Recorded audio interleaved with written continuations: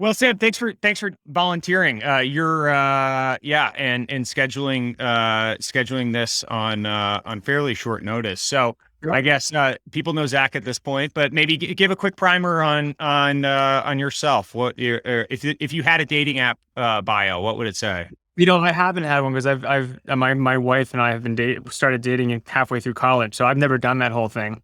But no, I mean, like, professionally, GP of Slow Ventures kind of got that thing going. We think we've done well. Before that was VP of product at Facebook, reported to Mark, ran a bunch of product engineering and design teams there, including profiles and privacy. Started a company before that called Drop.io. I'm actually very proud. I'm one of the founders of Digital Dumbo. So we were like the second company to move into Dumbo. Turns out I probably should have just bought real estate rather than starting a company there. Started my career, if you go all the way back, at Bain & Company for 2 years, where I did a lot of private equity diligence buyout stuff, which was entertaining for almost exactly 2 years, but not a day longer. Did Mark Zuckerberg did he manage the product teams directly?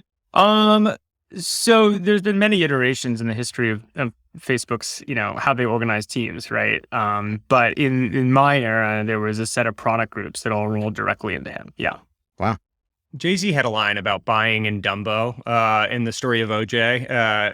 Yeah, that was you and Jay-Z. Yeah, no, I feel that line deeply. 68 J Street, it was a different era back then. And totally, I mean, it was wild.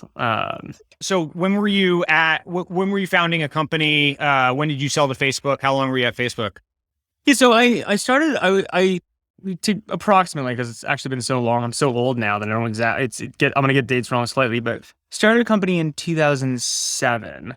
And that was kind of before kids started companies. So we raised money from RRE Ventures. Like, we kind of were off doing our own thing. I think Y Combinator had just started. It's kind of a weird thing to have a startup in those eras. We started literally a file sharing platform. It was just when S3 and AWS were coming out, and we had a point where actually an important Amazon customer. I was on the original AWS customer advisory board. Wow. It was like me and a bunch of CTOs. It was fascinating. I had no idea what I was talking about. So we started that. We sold the company to Facebook in 2010. It was one of those things where it was pretty clear that we were doing well. We had millions of users, but it was clearly becoming an also-ran. And Mark just made a very compelling pitch. He said, look, what you're doing is honestly not important, right? Like, it's going to happen. Come work on profiles at Facebook, which is something I cared a lot about and I thought was really important, and identity at Facebook. So kind of ended up doing an acqui-hire thing of that era.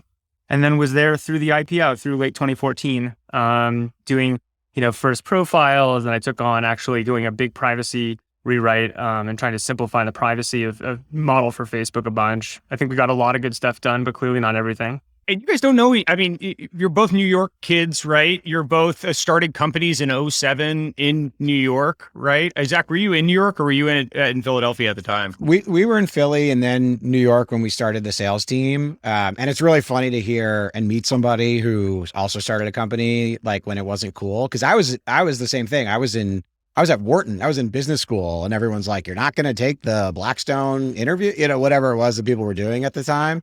But we were so New York. I'm assuming everything you did was West Coast.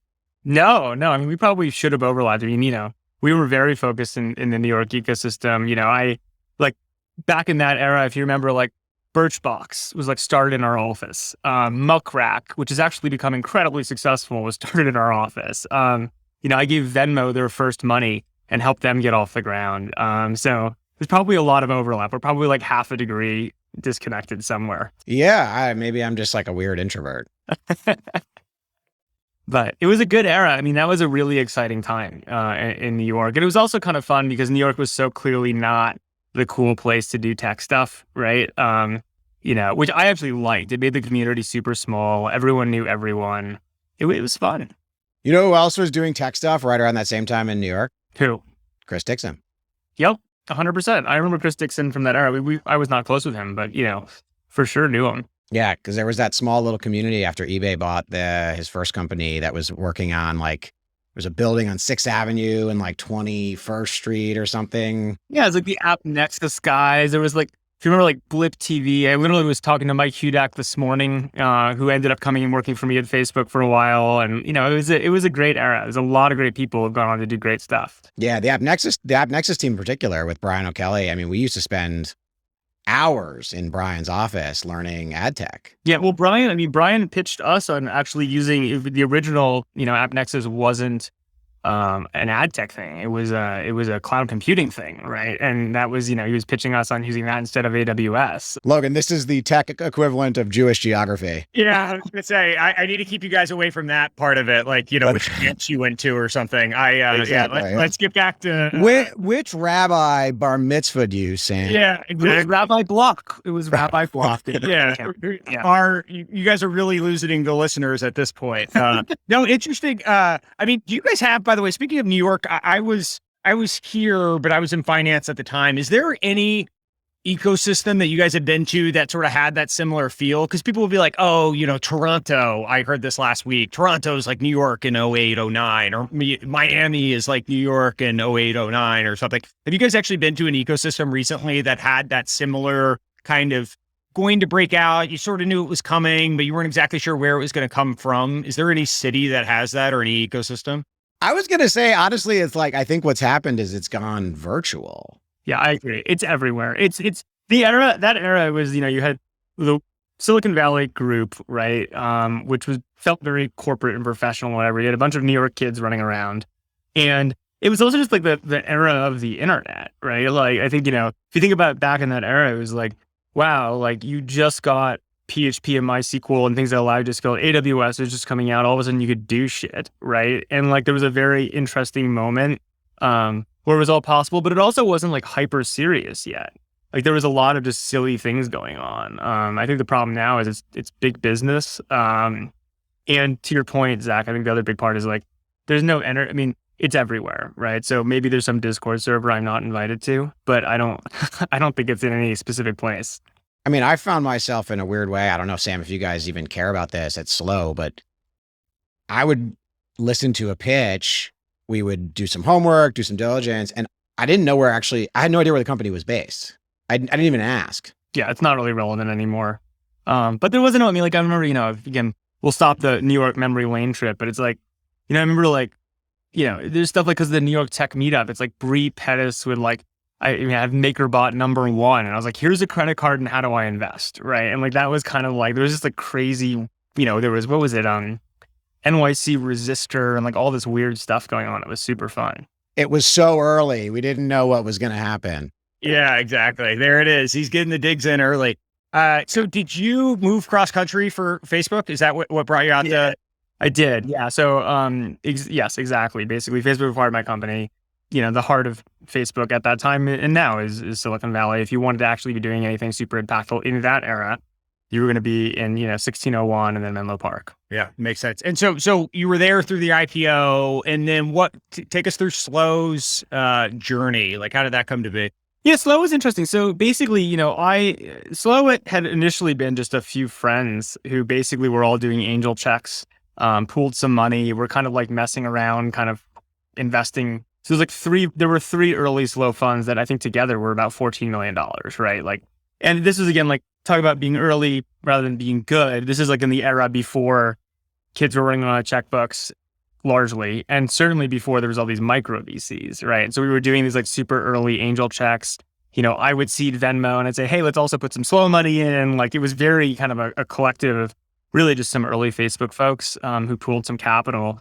When I left Facebook, Kevin Colleran, who had actually he was employee 7 at Facebook and then had been at General Catalyst, was like, hey, like, let's make Slow a real thing, right? And so we went out and raised our first actual fund that was $65 million. And like, we've done a few $150+ million funds now. Our most recent vehicles, it's about $350 million across, a growth carve out for later stuff. But our bread and butter is doing super early seeds from zero. So, we seeded everything from, sometimes starting out small checks, right? They've gotten bigger over time, but, everything from Allbirds to Roman Health, who were the first investors in. We were super early in Airtable. We were super early in, I don't know, like Postmates. We were super early in like a lot of stuff over the last 10 years or so. And then obviously, I think we can get into this now or later. We also got very active as a fund in crypto in like the 2016-17 era. I had personally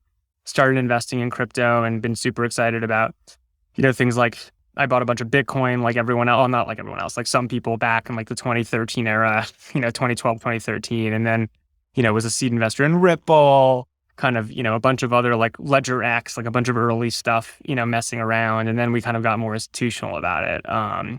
And, again, like I think some of the most exciting stuff we've done, we were Series 0 seed investors in Solana, which has been a massive win for us. We were super early in Algorand. We were super early in, company, one of my favorites is Clayton, which we're the only American investors in, which I'm really psyched about, as well as a bunch of other stuff. So what gets you excited about, before Zach goes, what are the use cases? What gets you excited about like crypto in general? Like what is there areas that I know some of those names, I don't know others, but like, is it the different protocols? Is it the application? Is it DeFi? Is it NFT? Is it all the above? Like walk us through like what your core beliefs are about crypto.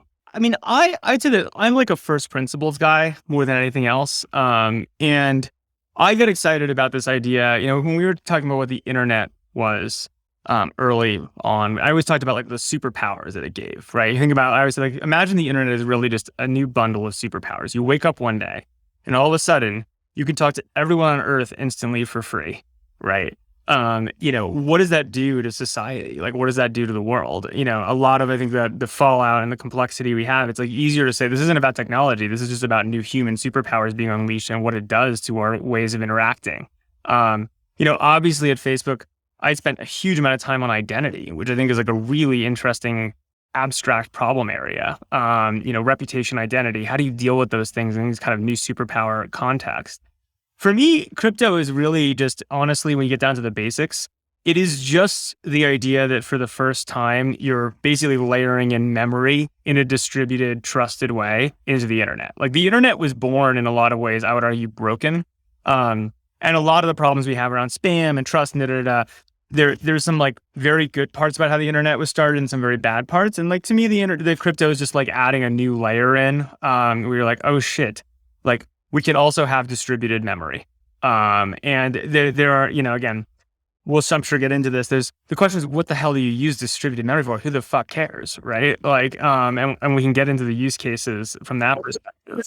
And what is distributed memory, even, I guess, to you, what does that mean? Before we get into the use cases, like... Well, look, I mean, right now, the way memory works, right? Well, let's take a human context and then a technology context. The way pretend there's no writing, there are no books, there's no nothing. We're just a network of humans that, have inputs and outputs and memory on board, right?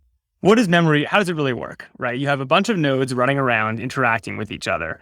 And they're recording their version of a thing, right? And then if you want to know what is truth or what is it, how do you do that? Well, you'd say like, do I have a memory of it firsthand, right? Do I have some sort of onboard recollection? If you don't know, you're going to like ping the nodes you trust, right? There's going to be lots of nodes. They might have lots of different viewpoints on different things, but you ping the nodes you trust. And like, there's a whole game to why do you trust people and retribution and all this type of stuff that bundles around. But that's like a very distributed model.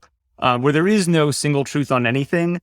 There's only perspectives and then incentives and then ways to pull that together. Now, if you think about writing, right, and a lot of technology over the last several hundred years, there's been this pattern of like effectively centralizing truth or centralizing trust in a lot of ways. And I think if you think about, what a database is, right? It basically is everyone saying like, the Facebook database or whatever, in the abstract sense. It's basically everyone kind of writing to a single store and saying, this is the truth. We're all gonna agree that this is reality. The problem is that as we all know, those are owned, right, by people, by organizations, by context. Like it's a very different model than what we're historically used to in a lot of ways. And so, crypto, is different than this kind of there's 7 billion people, there's 7 billion different memory stores floating around, they like pre-writing the human way of existing, right? But it at least gets us back to some level of saying, okay, like there's a form of ledger, there's a form of memory that can exist where we're going to use a smart combination of math and economics to say that no, there's no one who can just go in and change reality as they see fit, right? And I think that's like a super interesting, abstract, organizational, technological principle. So that's, what got me excited is like, wow, like start with Bitcoin. Like, wow, that's super cool. Like there is no central database, that's no one's going to print, more Bitcoin. That's a really interesting alternative piece of technology. It's a really interesting alternative organizing principle. And I think when you get into smart contracting and blah, blah, blah, and everything's built on top and, we can go there. It's like, there's nothing that you can do with crypto or really any of this stuff that you couldn't in theory do if you could pull it off with some sort of single centralized trusted node. His problem is you're just never going to actually get that in human society. There were a lot of things in there. Now I'm like, my brain is like slow. The creeks are turning and I need some oil. I should have had a drink or something before this. I got the Bitcoin thing I always thought was very interesting, right? Because the reason the trustless piece works in Bitcoin is because the data that you trust is inherent to the chain itself. 100%. Right? It's self-contained, right? It's a closed loop, 100%. Right. How do you think about like trust and what is trust and what is the data on the chain when the source of that information obviously isn't coming from the chain itself, right? Yeah, totally. Like really, it's a ledger of someone else's data, basically. Yeah. I think this is if there's one problem in crypto that is the biggest problem, right, that requires the most thought, it's the interface between external data sources and like the internal self-consistent system, right? It's the Oracle problem. It's like, how do you get a digital system to mirror a physical system? By the way, same problem with the internet broadly, right? It's not like this isn't unique to crypto. This is like, you think about like a lot of problems with the internet. The problem is the internet's an incredibly good machine from a self-referential standpoint.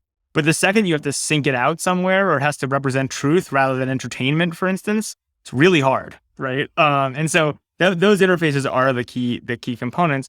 I mean, and to me, like there's nothing inherent in crypto that solves Oracle problems, right? That's true, right? Like there's basically two approaches. One is you have economic systems, right, that enforce some sort of version of it has to mirror reality with some smart economics, or people are going to like be basically liable for big losses, right? And I think a lot of the systems you see around like staking and, prediction markets and things like that, like trying to mess around with that.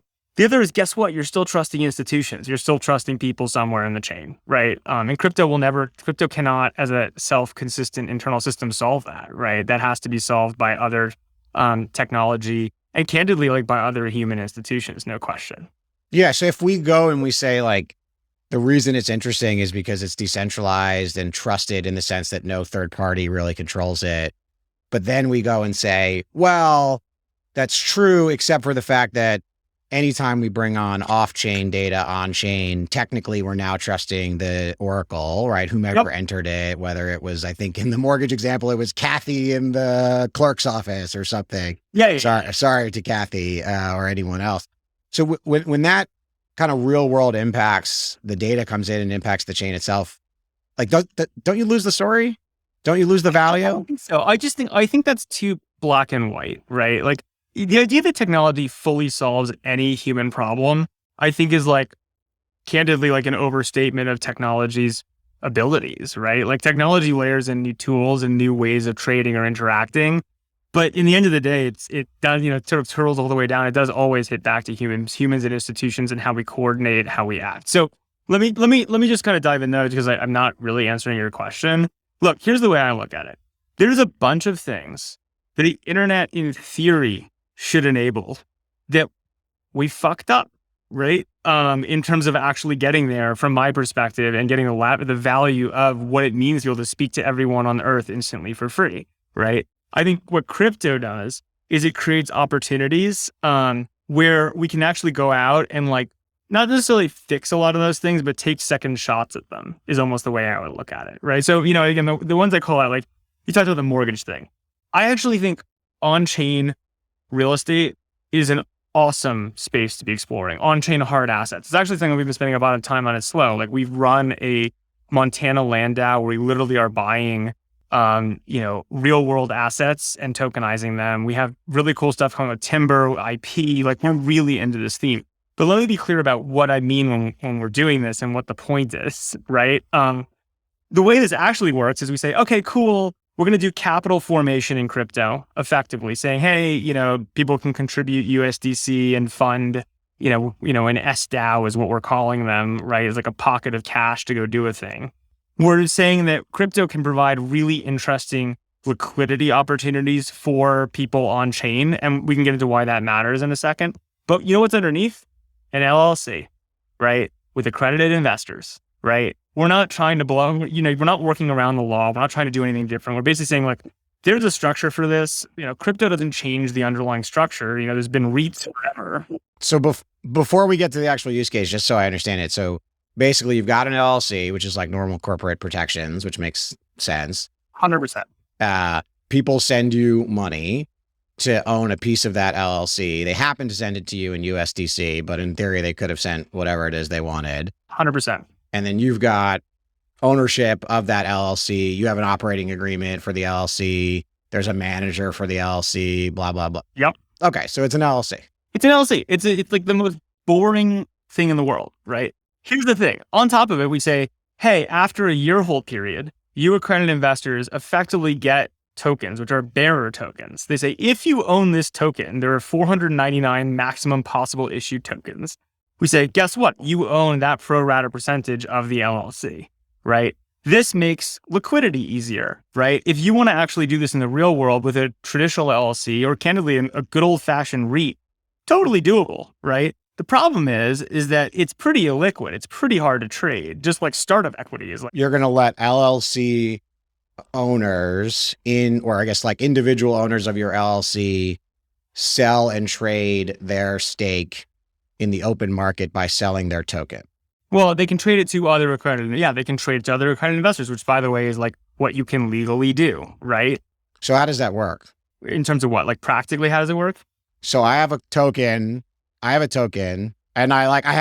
the key, I have the security key. Maybe I keep it in a lockbox or I store it. Where do I store the key? Are you talking about like your key to your wallet? Yeah. Yeah. So wherever the hell you want, right? So I store it in a wallet. I store it in my own wallet, basically. Sure. Okay. I store it in MetaMask or Coinbase or whatever, basically. Whatever you want. That's the beauty. It doesn't matter. And then Logan wants to buy it from me. Yep. And so how does that work? So if the easiest way, right, is Logan, and there's a bunch of companies that are starting to work on this. So we're front running this being a major thing, but it's certainly happening. Because these public blockchains are all public, Logan put up a thing and say, hey, I would love a share of this LLC, right? Here's my bid, right? And you can be like, oh shit, I want to hit that bid, right? Like I'll sell Logan my LLC share, right? And all of a sudden you can do it on crypto rails, right? Let's stop there for a second. Logan wants to buy the token. Why? Because it is a financial asset that can appreciate because in the case of something like Timberland, it can be income producing. Right. So he wants to buy it because he thinks this company is worth something. Does he have access to the financials? He cannot. I mean, that's completely up to how you want to manage it. Assuming he's a sophisticated investor, and this is Logan we're talking about, so clearly that's not true. But assuming he was a sophisticated investor and he wanted to buy one of these governance or whatever ownership tokens, he's going to want to know something about the company, right? He should know like your assets and your income and what you own. So how does he get that? The cool part is some of that stuff actually can be public and on chain, right? So for instance, take a Timber DAO, right? You mean like just a database or an Excel file that you share? Let me explain to you exactly what I mean, which is like take like a version of a Timber, there's a Timber DAO, right? So we stand up one of these standard old LLCs, we wrap a DAO on top, right? And we say, hey, good news, it's Timberland. Every year it's going to produce income. And the way the income resolves, right, is the LLC takes it in, turns it into USD, sends it to all the token holders, right? Does it for 10 years, does it for 20 years. That income flow, right, is public. That's cool, right? And like queryable, and you could do that at scale. So that's one version. But I think, Zach, the thing I'd say more broadly is like this question of like what information access you have or don't, it's like, there's no different than the world of startups, right? I'm struggling with what is the difference here between this and what you can do with a startup or with a REIT. Friction and therefore liquidity, right? There's the thing that you get out of something like a crypto ecosystem. Like, by the way, let me step back for a second because I'm sure this will be Zach's next point. In theory, you could absolutely do all of this if the federal government stood up a server everyone trusted and said, hey, guess what? You can register all your LLC shares here, right, in some way, shape, or form. And if you want to trade LLC shares for not just the 2,000 publicly listed companies or whatever, but for literally any company, right, with some basic requirements around it, totally could do it. It'll never fucking happen, right? And since that will never happen, right, for a whole bunch of reasons we can get into, this idea that you can have a platform which is like, look, the transaction costs on flipping around, long tail assets and long tail equities, right, in any sort of like papered way with DocuSign and lawyers and any sort of traditional LLC shares, it's a complete nightmare. It's too expensive, right, to even make it worthwhile. With what you get is the ability to say, look, we'll drop transaction costs of actually doing all this stuff to zero. We have bearer tokens, right, which represent real equity and real cash flows and real underlying ownership, as well as some governance stuff we could get into. That's super cool. Okay. I just want to make sure I walk this through. So I am aware of your token because you've posted your private financial information to the public blockchain about how this works and the amount of money you're making. So you've basically given up a bunch of your corporate secrets to the public. No, necessarily. Zach, just to back up for a second, and I don't mean to cut you off. I just want to make sure we're on the same page. You can the example I give you about income flowing through the chain, I think is actually a pretty cool and easy one. You can build a track record, blah, blah, blah.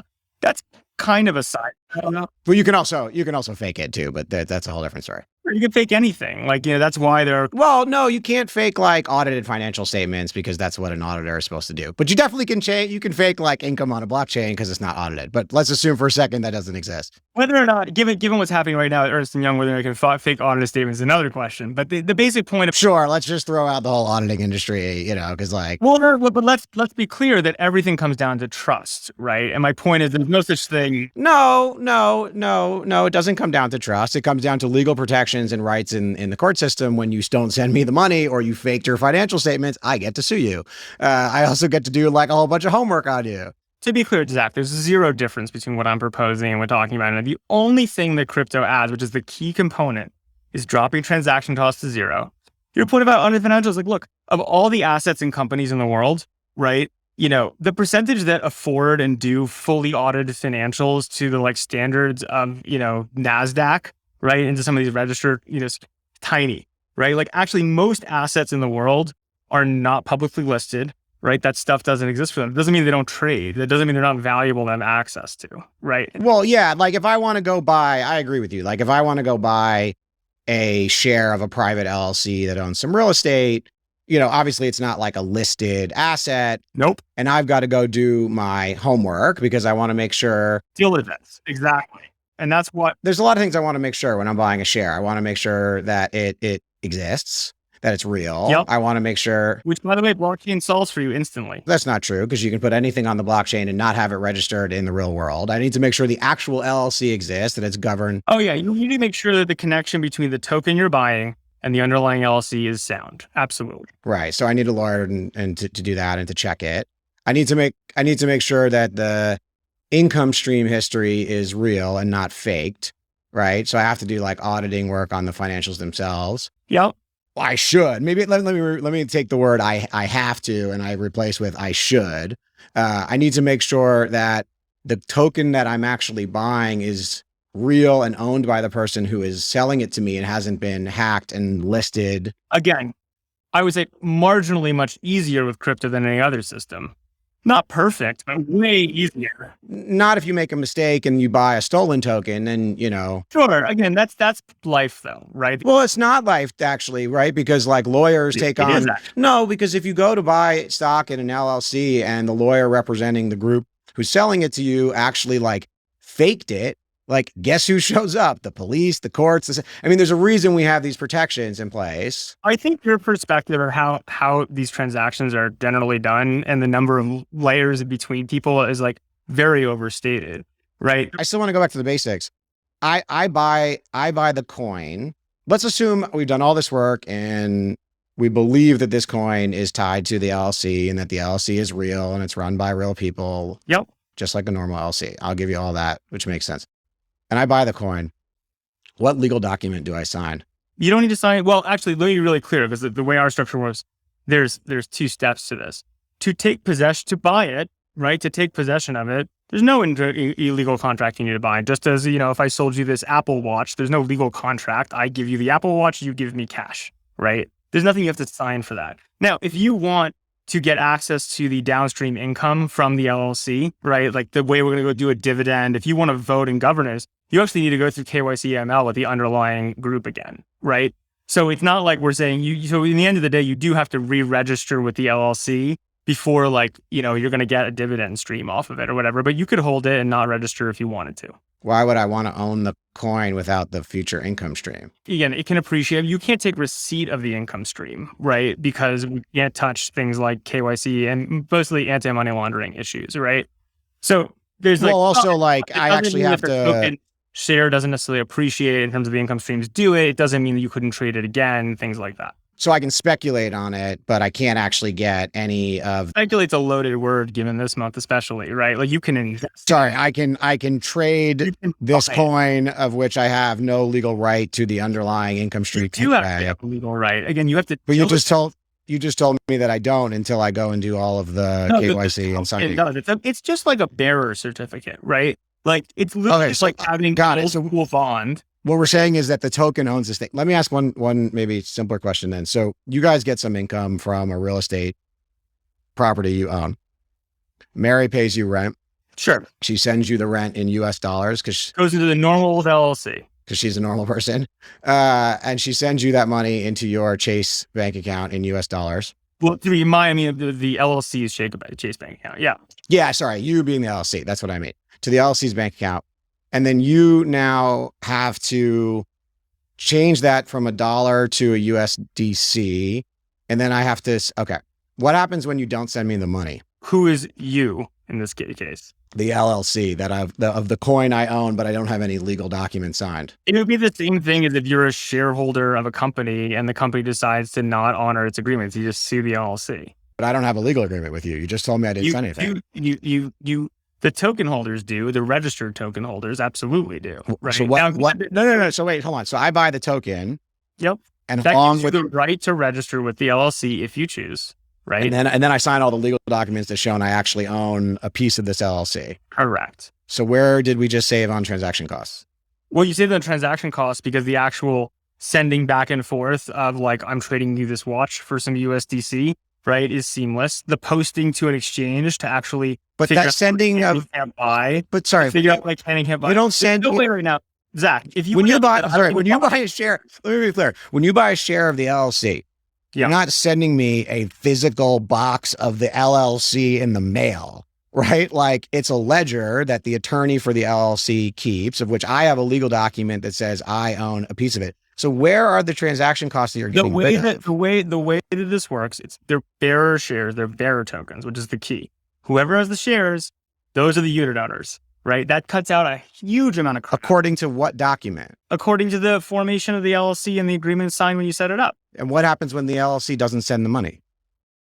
The people who own the LLC sue it. Right. So I'm still lost. I ultimately, for me to have a claim, let's just go through the actual bankruptcy process here. For me to have a claim on the income that you were supposed to pay me when I bought this coin, right? I agree. I can buy a coin over the internet. Take me 4 seconds. Now, and it's way more efficient than any possible way you can buy a share of an LLC right now. Well, that's part of what I'm not 100% sure is true, nor is that necessarily an important problem. Well, but it actually is a very important problem. It actually argues one of the most important problems that we face today. Look, when I buy something, liquidity in assets. It's not about liquidity, right? It's about protections and rights. No, it's about liquidity. The reason it takes a little bit of time for me to go and purchase a piece of an LLC is there's a LLC operating agreement, right? That I need to do diligence on and read to make sure that whatever it is I'm buying is legit. I have to look at the financials, and then there's an equity purchase agreement. And in the LLC documents, it can be a profits interest or whatever, but there's an LLC there's a purchase agreement. It's a legal document that I signed. Yeah, and that's the thing that with our structure, for this one example, there are 5 more we're going to get into, I hope. This is an example where that is the piece, the purchase agreement, the market making, the transfer that crypto has leverage on that's massively valuable. But when I buy your coin, do I sign a purchase agreement? You don't need to. So you're telling me, and I just want to make sure I get this. I can buy your coin. You need a purchase agreement to buy this iPhone, this watch from me. But you're not telling me that watch is going to deliver $1,000 a month. Doesn't matter because you're an accredited investor, right? And accredited investor has absolutely nothing to do with the fact that you cannot send me the money. It does actually really matter because here's the thing. Let me just try to explain this to you because I think it's very important to understand. And it seems like we're missing each other. There are lots of things in the world. Most things in the world are transacted without purchase agreements. Do you agree with that? When you take physical possession of the thing, and that is all you care about. Do you agree with that statement? Do you agree with that statement? Because most things in the world are transacted without a purchase agreement. Most physical objects that aren't about a future promise. I'm saying things. Most transactions by most people are conducted. There's no purchase agreement when I go to dinner. Is there a purchase agreement when I go buy dinner from someone? Because you ate the food. Well, but that could be argued. They're not. If you show up at like, Del Posto, which is closed now, and you're like, hey, you owe me 17 future dinners. Guess who's getting a contract? Zach, and Del Posto. It's really clear. You're conflating things, which I'm conflating the difference between a one-time transaction and a promise of future cash flows. I'm sorry. There's no promise of future cash flows for owning a piece of an LLC, by the way. That's another thing you're conflating. You buy an asset. You buy anything. I'm buying this thing without a promise of future distributions? 100%. Do you know how many equities, even in the public markets, you get future distributions from just out of interest? Almost none, right? It's a promise of maybe someday some profit. That's actually how most equity markets work, right? So this conflation where you're saying, oh no, it's different because you promised me a cash flow. That's bullshit. When I invest in startups that I do all day long, maybe someday I get paid back on the equity value. Am I buying it because I think there might? So the thing you got to step back and understand here, right? The beauty of the crypto system for doing something like this, right? There are tokens, which are pretty damn hard to fake. You do have to do your diligence. They're real, 100%. You do have to do a bunch of diligence on what you're investing in, right? 100%. But it is literally just like buying in any other form, an asset or anything you can buy. Where, by the way, this idea that, there has to. So Sam, you're telling me, so I got to do all the transaction costs of homework, not the actual transaction. Buying things in the world. Right. I got to do the diligence on the company. I got to do diligence on your financial statements. I got to do diligence on the LLC. I got to read the operating agreement. If you choose to. I invest in tons of companies with none of that diligence, but if you choose to, you have that option. Yes. Yeah, I mean, if I'm going to buy an established LLC and trade it and do all, I might as well probably check to make sure all those things. But again, it depends on how you value your time and how you value the trust of the people who otherwise hold it. I mean, the reality is talking about equities. It's like, you think most people buying a stock go and do all that homework? Absolutely not, because they're registered with the LLC and they have to file financial statements, and there's layers of regulation that force them to do real things. And that's what actually, by the way, that's the whole point. Let's be clear. What those layers of regulation do is make those securities relatively, setting aside 70% sell-offs and where the markets actually trade these things, for retail investors, very safe. They also make them very low growth, right? They make that available to a tiny sliver of the assets in the world. Sorry, right? You're telling me, no, let me just unpack that. Assets, public in the you're telling me that the SEC rules make them low growth, which is I don't know. Rules are onerous in a way that protect retail investors at the cost of making it almost inaccessible for almost every company to access, right? Being a public company is hard. I agree with that because the bar to not scam people is high. Fewer public companies today than there've almost been in all of human history strong in the last 50 years. That's why, right? You end up with a world, by the way, where those assets are massively overvalued because they're the only liquid things people have access to. Right. I just want to go back to. There's an illiquidity discount cost to everything else. Right. So I just want to go back to the coin transaction because I don't want to conflate public equities with private all this stuff because I feel like we're in crypto solves this land, and I want to go back to the actual how does crypto. Well, hold on, wait, one specific question. Okay. Yeah. Assume I do all my homework, or I'm like an idiot and I just want to buy this coin because Sam says it's cool, right? I buy the coin. I buy this bearer coin, which I really want to unpack here for a second. I've already incurred all my homework transaction fees.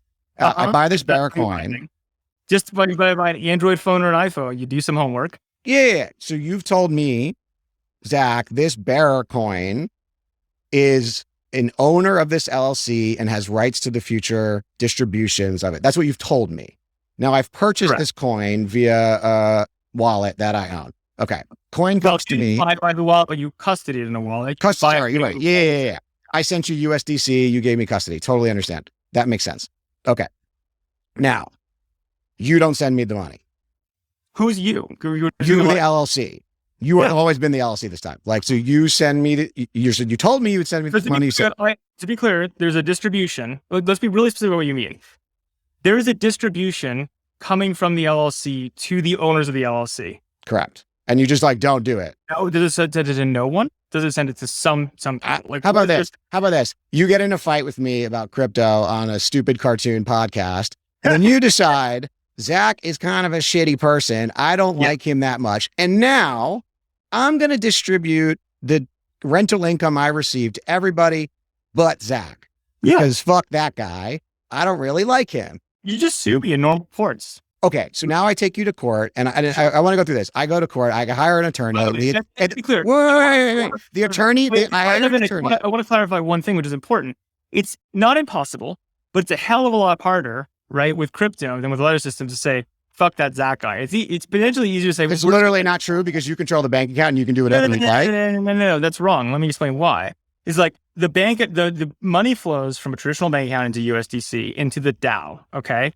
I could say, and that is actually how distributions go out. No, I get it, but like stop right there for 1 second. Yeah. You put the money from the LLC bank account into the DAO, right? Well, this is my point, actually. This is why I was asking you a very specific question, which is your problem that I sent it to no one or I just sent it to everyone but Zach? Look, whoever controls the bank account can do whatever they want. Well, no, that's like, again, I just want to be really clear. That is in the most abstract sense true. But when you get into crypto, actually, you get actual additional guardrails for free, which is that it is way hard. It is easy for the person who owns the bank account to say, fuck all the LLC members, right? Like, I'm not going to like put my USDC inside to anyone. I agree with you. And then by the way, all of the owners of the LLC go and sue the shit out of the person who's administering it and doing that, right? Normal court system, no advantage there, but like whatever. The scenario you pointed out is somehow I'm mad just at Zach, right? But not at all the other like LLC members. So I somehow just target him.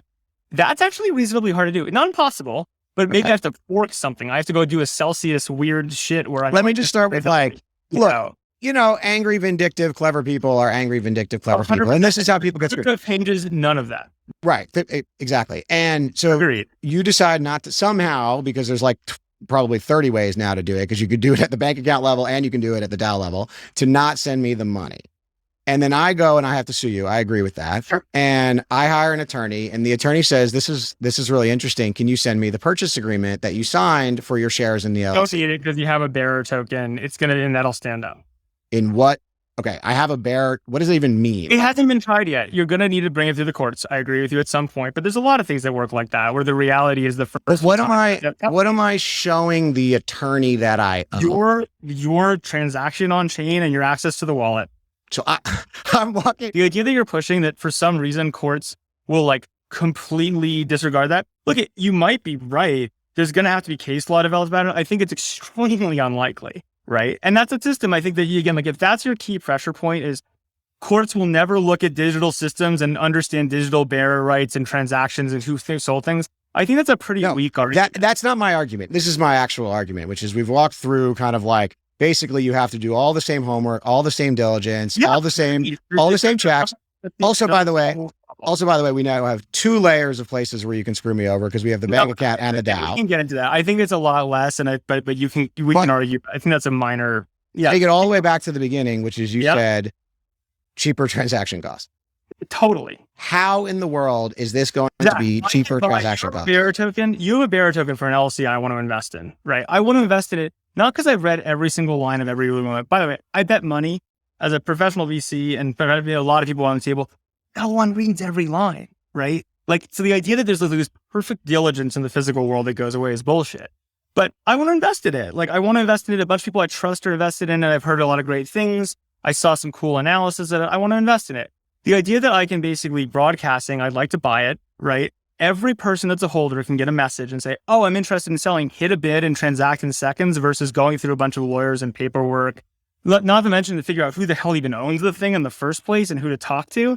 Like I literally do this. I'm sure you have too. Go try to sell private shares on of a startup. Let's make this really easy. It's a complete pain in the ass. You know why? Because the company prevents me from doing it because they have legal documents. Zach, that's completely wrong, right? It's not because of the company, but I have plenty of agreements and I invest in plenty of companies that are free and clear to transact.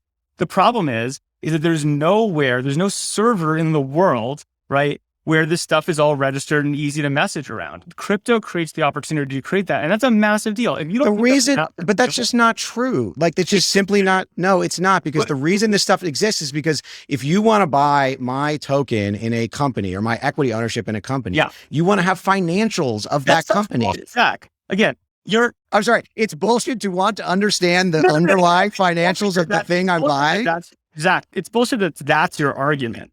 Right. It's bullshit because that's like being like, I would challenge you. It's such an abstract argument because it's basically saying like, it's the opposite of an abstract argument. It's a specific argument that like, if I want to buy something, I need to know what it is. Your model of the world that you're putting out as like such gospel is that somehow like every company in the world has perfectly audited financials that everyone accesses before they buy things. And that's complete bullshit. Right? Like that's actually that's how almost no companies in the world function. No, I'm not suggesting they have to be perfect. The public markets are a tiny section of the asset base of the world. Tiny segment. My suggestion is that even private companies, startups, ones I've run multiple private companies. I own shares in private companies.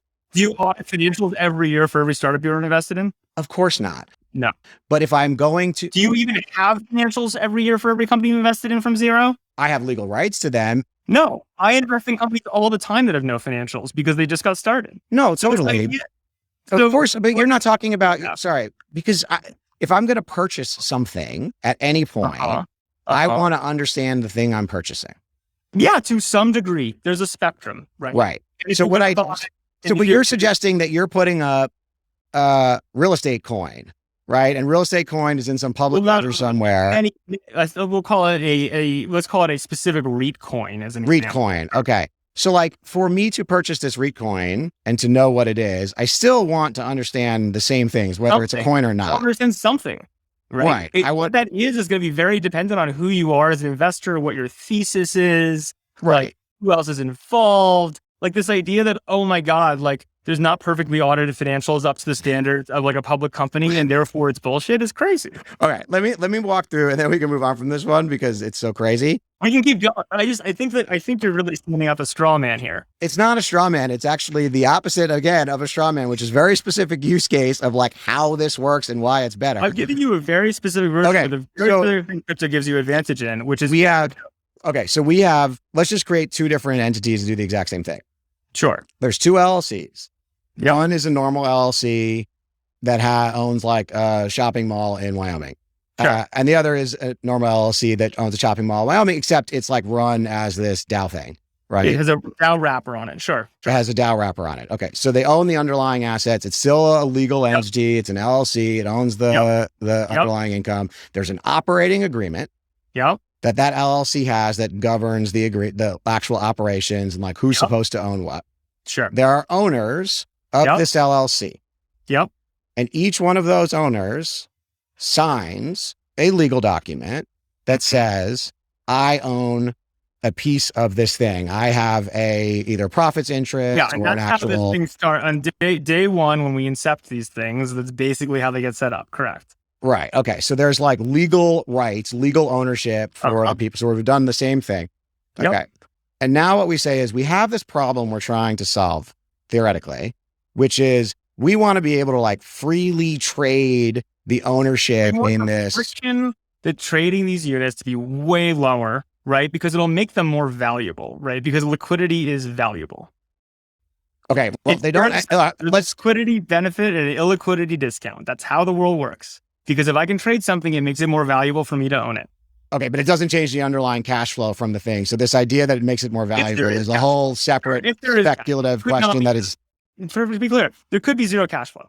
It could be this thing just... Well, let's just do the thing. Like normally, humans like to buy something because they're going to get future cash flow. In theory, except for the fact, again, the public markets, we'd argue there's almost no actual dividends to shoot out, right? Sure, but you believe that this company's equity is going It's to... only your model of like, oh, this is why you buy a thing, a little bit rich, right? No. Reality is people believe in appreciation. Cash flows is part of that potentially. Okay, they believe... They believe that... certain things that they think they'll be more valuable tomorrow than they are today, whether it Yes. comes out as cash flow. And the reason... Yeah, let's not conflate cash flow with dividends for a second. I think that's what you're getting hung up on, is this idea of distributions versus cash. Sure. So let's just... Companies also lose money every year that have negative cash flow that are, maybe they're worth less today than they were 6 months ago, but... Sure, but like the reason people own pieces of anything, real estate or think of them company, more in the future, they'll be worth more than they're worth today. and the reason they think they're going to be worth more than they're worth today is because eventually they make money. And eventually that money-making machine can pay me as a shareholder. That is in some form, yes, I agree. right. That is the literally Agreed. equities by definition. Okay. Amen. So we now have these two things, and you say, for some reason, we want people to be able to freely trade ownership. Well, what do you mean for some reason? It's for a very specific reason, which is that liquid things are more valuable than illiquid things. That's just how it is. And there's a very good reason for that, right? Which is like, if tomorrow I need some money, I have a liquid thing. Sam, I would tell you that the private markets of technology companies in the last 1 year would tell you that that is not actually true when you have highly illiquid startups trading. At a weird anomaly, we can get into why there's nothing to do with this. I think it'd be, Zach, are you... All right. Is liquidity valuable? Is liquidity valuable? Sometimes yes, sometimes no. Why is liquidity ever not valuable? When is the option to sell something ever not a bad thing? Why don't startup founders want people trading their stock all the time? You know, the reality is this is changing a lot right now. The answer is they don't want it because they basically want to be able to sell more stock to people like VCs to raise money for the company rather than just people picking up secondary shares is one reason. Two is when you have a tightly controlled cap table, it's nice to not have 1,000 weird incentives, not for the reason of, by the way, a legal reason, which is if you end up with too many shareholders, you have to go public. So the fact that private companies don't want freely traded things in like the tech world, whatever, completely fucking irrelevant. The point is liquidity is valuable. If you drop transaction costs, make it easier to trade a token, which is a bearer token. By the way, this is how... I'm sorry, but we're still not doing this because I just want to, because there's so many statements you're making. Do you ever get called by a company? I know what a bearer bond is. I'm not a moron. I understand what a bearer thing is. There's a reason we got rid of them because people were killing each other to own them. Why did we get rid of them? Why do you think we got rid of them? It's absolutely insane that somebody can murder me and take my bearer bond and have my money. That's why we got rid of them. That's a crazy thing. No. There's two reasons bearer tokens went away, right? And I think they're important to understand because we're bringing them back, right? In a sense, right? One reason absolutely is from a security standpoint, right? By the way, banks talk about regulatory capture. Are bearer certificates good for banks? No, banks don't want bearer certificates. Banks want to custody this shit for you so they can make profit off of it, right? So there's a whole regulatory capture story to why they went away. And two is you don't want to lose the fucking certificates. I would argue this is a place where crypto has real leverage, right? Which is, yes, some idiot's going to lose their private key, right? And that's bad. And like systems should evolve to like help them with that or whatever. And you can't save people from their own. Help them with that or whatever. When they lose their token to the equity, we'll help them with that or whatever. There's plenty of people, let's be really clear. There are plenty of companies that work on the custody problem for people who are unable or unwilling to self-custody, right? The option is everybody, by the way. No one's going to self-custody their interest. I just want to finish the story. Sorry, Sam. I self-custody a hell of a lot. I mean, you're crazy, man. Like that's crazy to do that. What? Really? Yes, why? Because if you get hacked or corrupted in any way and you're like... Yeah, sure. Then it's, I think, on a spectrum of risks. I'll give you an example. I both self-custody Bitcoin and I had Bitcoin with third parties. You know what I've been doing the last day? I've been calling third parties and saying, are you solvent? Are you going to sweep my Bitcoin? Where are we on this? Right. Well, let's not get into the... No, this is important. That's self-custody of it. That's self-custody of it. Sam, that's self-custody of a digital asset, which is a totally different thing than self-custody of a physical asset, which is not going to do the same fucking thing. I don't know. Why do you think that's a different thing? Explain to me why having a digital bearer bond, right? Effectively, we'll use that example, or a digital self-custody is any different than me holding this watch. Okay. Because we got rid of physical bearer bonds in the world, right? For regulatory capture reasons and security. No. No, we got rid of physical bearer bonds because it is the single dumbest way to hold money. Because having physical possession of something is showing that that's proof. You know why having physical custody is bad? It does historically make it harder to trade. If I have a physical stock certificate, I'm like, hey, I want to sell that to Logan, and Logan's halfway across. Well, it's really fucking hard to organize that sale. You know what else is like really annoying? You know what else, Sam, is really annoying when you have a physical thing? Sam, what about a hurricane or a fire or a thief or someone robbing you? Or like, I don't know, the electrical grid goes down and you can't open your safe. That's the reason that self-custody was a bad idea was, yes, there's some security issues, right? Some security issues? You can't have a market, but that's the beauty again of crypto, which I think you have to understand, which is digital. You've recreated bearer bonds is what you're trying to sell me? Hugely valuable. That's hugely valuable in a world where, by the way, those bearer bonds have a new property. You have literally turned back time to 1840, where I had to physically own the thing and show possession of it to get my money back. We got rid of this stuff in like the last 150 years. Well, we got rid of it for pre-technological reasons. Now that I can got rid of it. No. Zach, the fact that I can now self-custody something, right? Own it, hold it. And when Logan, by the way, you have your lose it, have it stolen, have it scammed. No. You have your LLC units. No one knows who the fuck owns them. I want to put a bid in. I have no idea to talk to. I have no idea how to organize a trade. Or beautiful new system. I can self-custody this shit. They're on the chain. They're matched one. Sorry, because I wanted to get through this. In a second. As long as you believe that liquidity is valuable, which maybe you don't, it sounds like, then that is an effectively more better system. I think liquidity has value in the right places at the right times for the right things with the right protections. Explain to me one scenario where liquidity, where you take two assets, say, I'd rather have the illiquid one versus the exact same liquid one. Explain, as an investor, give me one example where that would ever be true. Well, for me to have this liquidity, do I have to own a coin that can be stolen from me and then I lose possession of it? That's a specific question you're not answering. Which is, well, I'm not answering it because in isolation, it makes no sense. Because I have their trades, man. The liquid version, Zach. When would you ever, as an investor, choose the illiquid version over the exact copy that was liquid? Because I'll give you, okay, besides the fact that this is like, do you, this thing that is. Because you don't have an answer. I mean, I do have an answer and I'll give me 1 second. Okay. First of all, I would prefer to have liquidity on most things as long as... On everything. No. As long as that liquidity doesn't put the underlying asset at risk.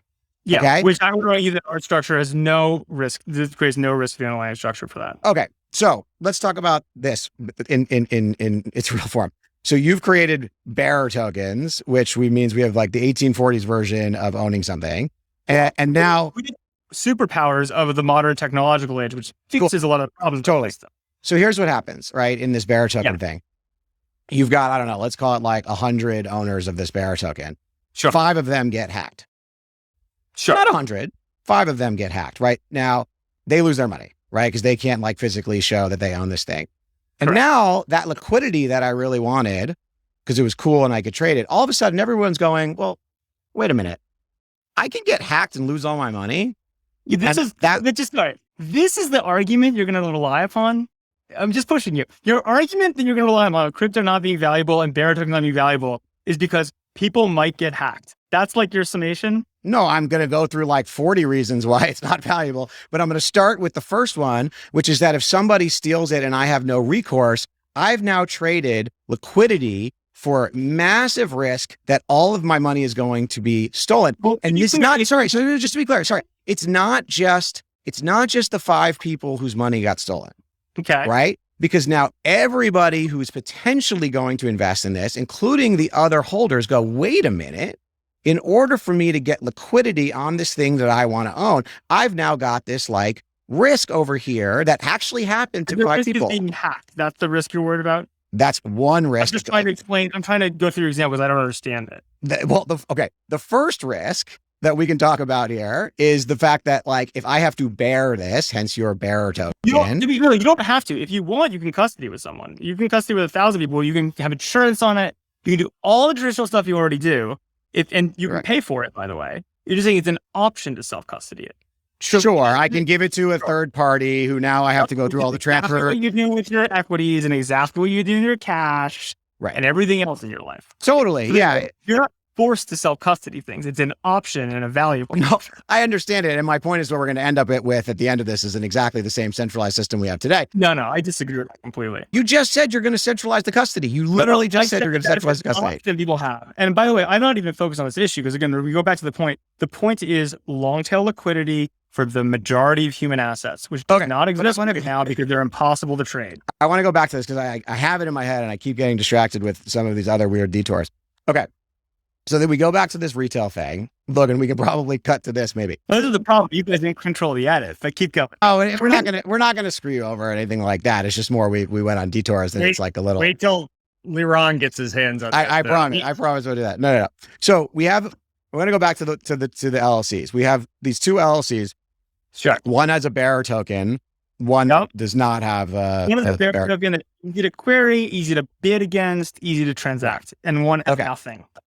Got that. So if I want to buy into one of these LLCs, right? Because the reason I want to buy into an LLC that owns some underlying asset is because I think it's interesting to own that underlying asset, right?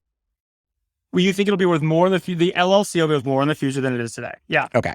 So how do I find out about that underlying asset? Okay, so this goes back to, this is your other argument. Your other argument, just to decompose, one is like, oh my God, self-custody is scary. Your second argument is there's not enough due diligence, right? I can't look at some financials. No, I'm not saying there's not enough. I'm just asking how I do it. How do I? What you want. The way I do it as a private market investor, you call people who are involved. You look at what you can. You can ask the DAO for statements or some sort of information. You can go look at the property. There's absolutely no difference, right, between either of these routes, right? Yeah, I agree. Same thing, right? Like I agree with you actually. Like so. Yeah. First, I have to find out about it. Sure, which is again going to be a lot easier in a digital space than not, but not massively the point. Well, also, I mean, like this LLC can also create a website too, and like market it. So, like being on a chain doesn't actually make discoverability any better. No markets and no liquidity, and no one. I mean, this is why for a whole bunch of reasons. We keep going. Well, the reason most groups don't do this is because they don't want random shareholders, but that's a different story. Like so I put some information. I'm the company now. I put some information about my LLC on the web. Or they might not, and the third party might do it. But sure, there's some information that makes you want to invest. Right. Which is like the first step to having someone get interested is I have to like share a bunch of intel about the business, like literally what it does, what it owns, how much money is, whatever. Who knows? There's something about this business. So there's a discoverability. I'm just like going through like, how do we actually create liquidity here? Discoverability. Not a problem in crypto really dramatically. I think I can come up with arguments. I don't think it really matters. I agree with you on that. Somehow I've got to discover it. Okay. Sure. Then I want to know. I want to transact. That's where crypto has leverage. Well, I'm not there yet. So like now I want to understand, okay, these are the financials that you've sent me or I've looked at or whatever. The financial thing, it's such a red herring. You do some research, you want to buy a thing. Okay. Can we agree with that? I do some homework. I'd like to buy it. Okay. Great. And now I call which by the way, just to be very clear, is the exact same thing all the way up and down the stack. 100% agree. There's no difference. I mean, I'll make arguments with some of that, but for the sake of this debate, no difference in discoverability and diligence. Right. So we're like 98% of the way to the finish line. We found out about this thing. That's the thing. That's the thing. You're not 98% of the way to the finish line. I'm just want to know you want to invest in something. You're there. No, I'm going to walk you through how I do it in the real world, and then we can talk about how we do it. And because I've done this, so I've found something that's interesting because someone told me about it, or they had a website or whatever. By the way, probably didn't have access to their full financials. No, but I got access to some information, right? Like about it. Some information. Nothing new with audited financials that we were starting with. Nothing. None of that stuff has been scoped. That's solved by the fact that there's an LLC, which I think is fair. So there's an LLC that like underlying has the governance structure here. I do my homework. I talk to the CEO. This is something that's actually kind of interesting. Sure. Okay. I'm like a normal, rational investor who wants to understand what I'm buying. And then I say towards the end, by the way, of the timeline here, because I've done most of the work. Maybe towards the end. Keep going. I would like to buy this thing. Or really, I want to buy a share of this thing. Okay. in a non-crypto world, let's just describe what happens. My attorney requests an equity purchase agreement from the company. Well, maybe there aren't shares. Maybe this company doesn't want to sell you shares. Maybe you need to buy from you're buying from some other person. Maybe the CEO says, you know what? We don't need more capital. We're not going to actually take money into this LLC. But at the end of the day, we're still in a situation where there is a seller of a thing I want to buy. How I got to that thing is the exact same. We've already agreed. That is point. You're trying to simplify it by saying you're buying from the company. When actually, I don't care who I'm buying from. Markets, you're buying it from a holder. Okay, right? Fine. I'm buying it from a holder. I'm happy. Okay. You don't know who the holders are. Well, that's because the holders haven't marketed it because they're not allowed to. But I'm just saying at the end of the day. Actually, you're allowed to say you're a holder of something. Well, there's no rule that says you can't say you're a holder of a thing. Yeah, no, I mean, you can see what I own. The point is, at the end of the day, I'm buying something from a person that I found. I found this human. No, you're taking a market and saying, I'd like to buy a thing. This is what I'm going to offer. Who's willing to sell to me? Big difference. I mean, you just created what is like essentially a website that matches buyers and sellers. There's nothing to do with crypto. Yeah, but to be very clear. That's exactly my point. This is my point from the beginning of the Fed server. Could you have some magical meta website, right, on top of some magical meta server that had all the LLC shares and the owners and their email addresses so that whenever you wanted to make a buy, you could hit a button and say, I did this on these shares? In theory, sure. Never going to happen. Okay, so still allowed to do this from the ground up, which is super cool. No, it doesn't. Because the person still has to take their shares and turn them into coins and put them on the website. No. Yes, it does. How are you going to buy my startup shares that I haven't listed? Let me be really clear. If your point is that there's a lot of LLCs in the world and this is a new structure and there has to be a translation, 100% agree. No, that's not my point. My point is at the end of the day. If I have an agreement, right, which is a legally binding, normal world agreement, which gives you bearer tokens and not a new concept, bearer shares, it is in a new technological platform, which has some really fucking cool properties, which drops transaction fees and increases liquidity. What's your problem? It actually creates wealth for everyone. I mean, it doesn't do either of those things, but at the end of the day, it does. Liquidity, unless we're going to go back to this whole thing where you're going to make an argument that liquidity is invaluable. Are we back there? No, my point is that I can do the exact same thing once I pick. Okay. Wait, at the same transaction cost? No way. Okay. You can do exactly the same thing. I go on Carta. Makes the deal irrational for more.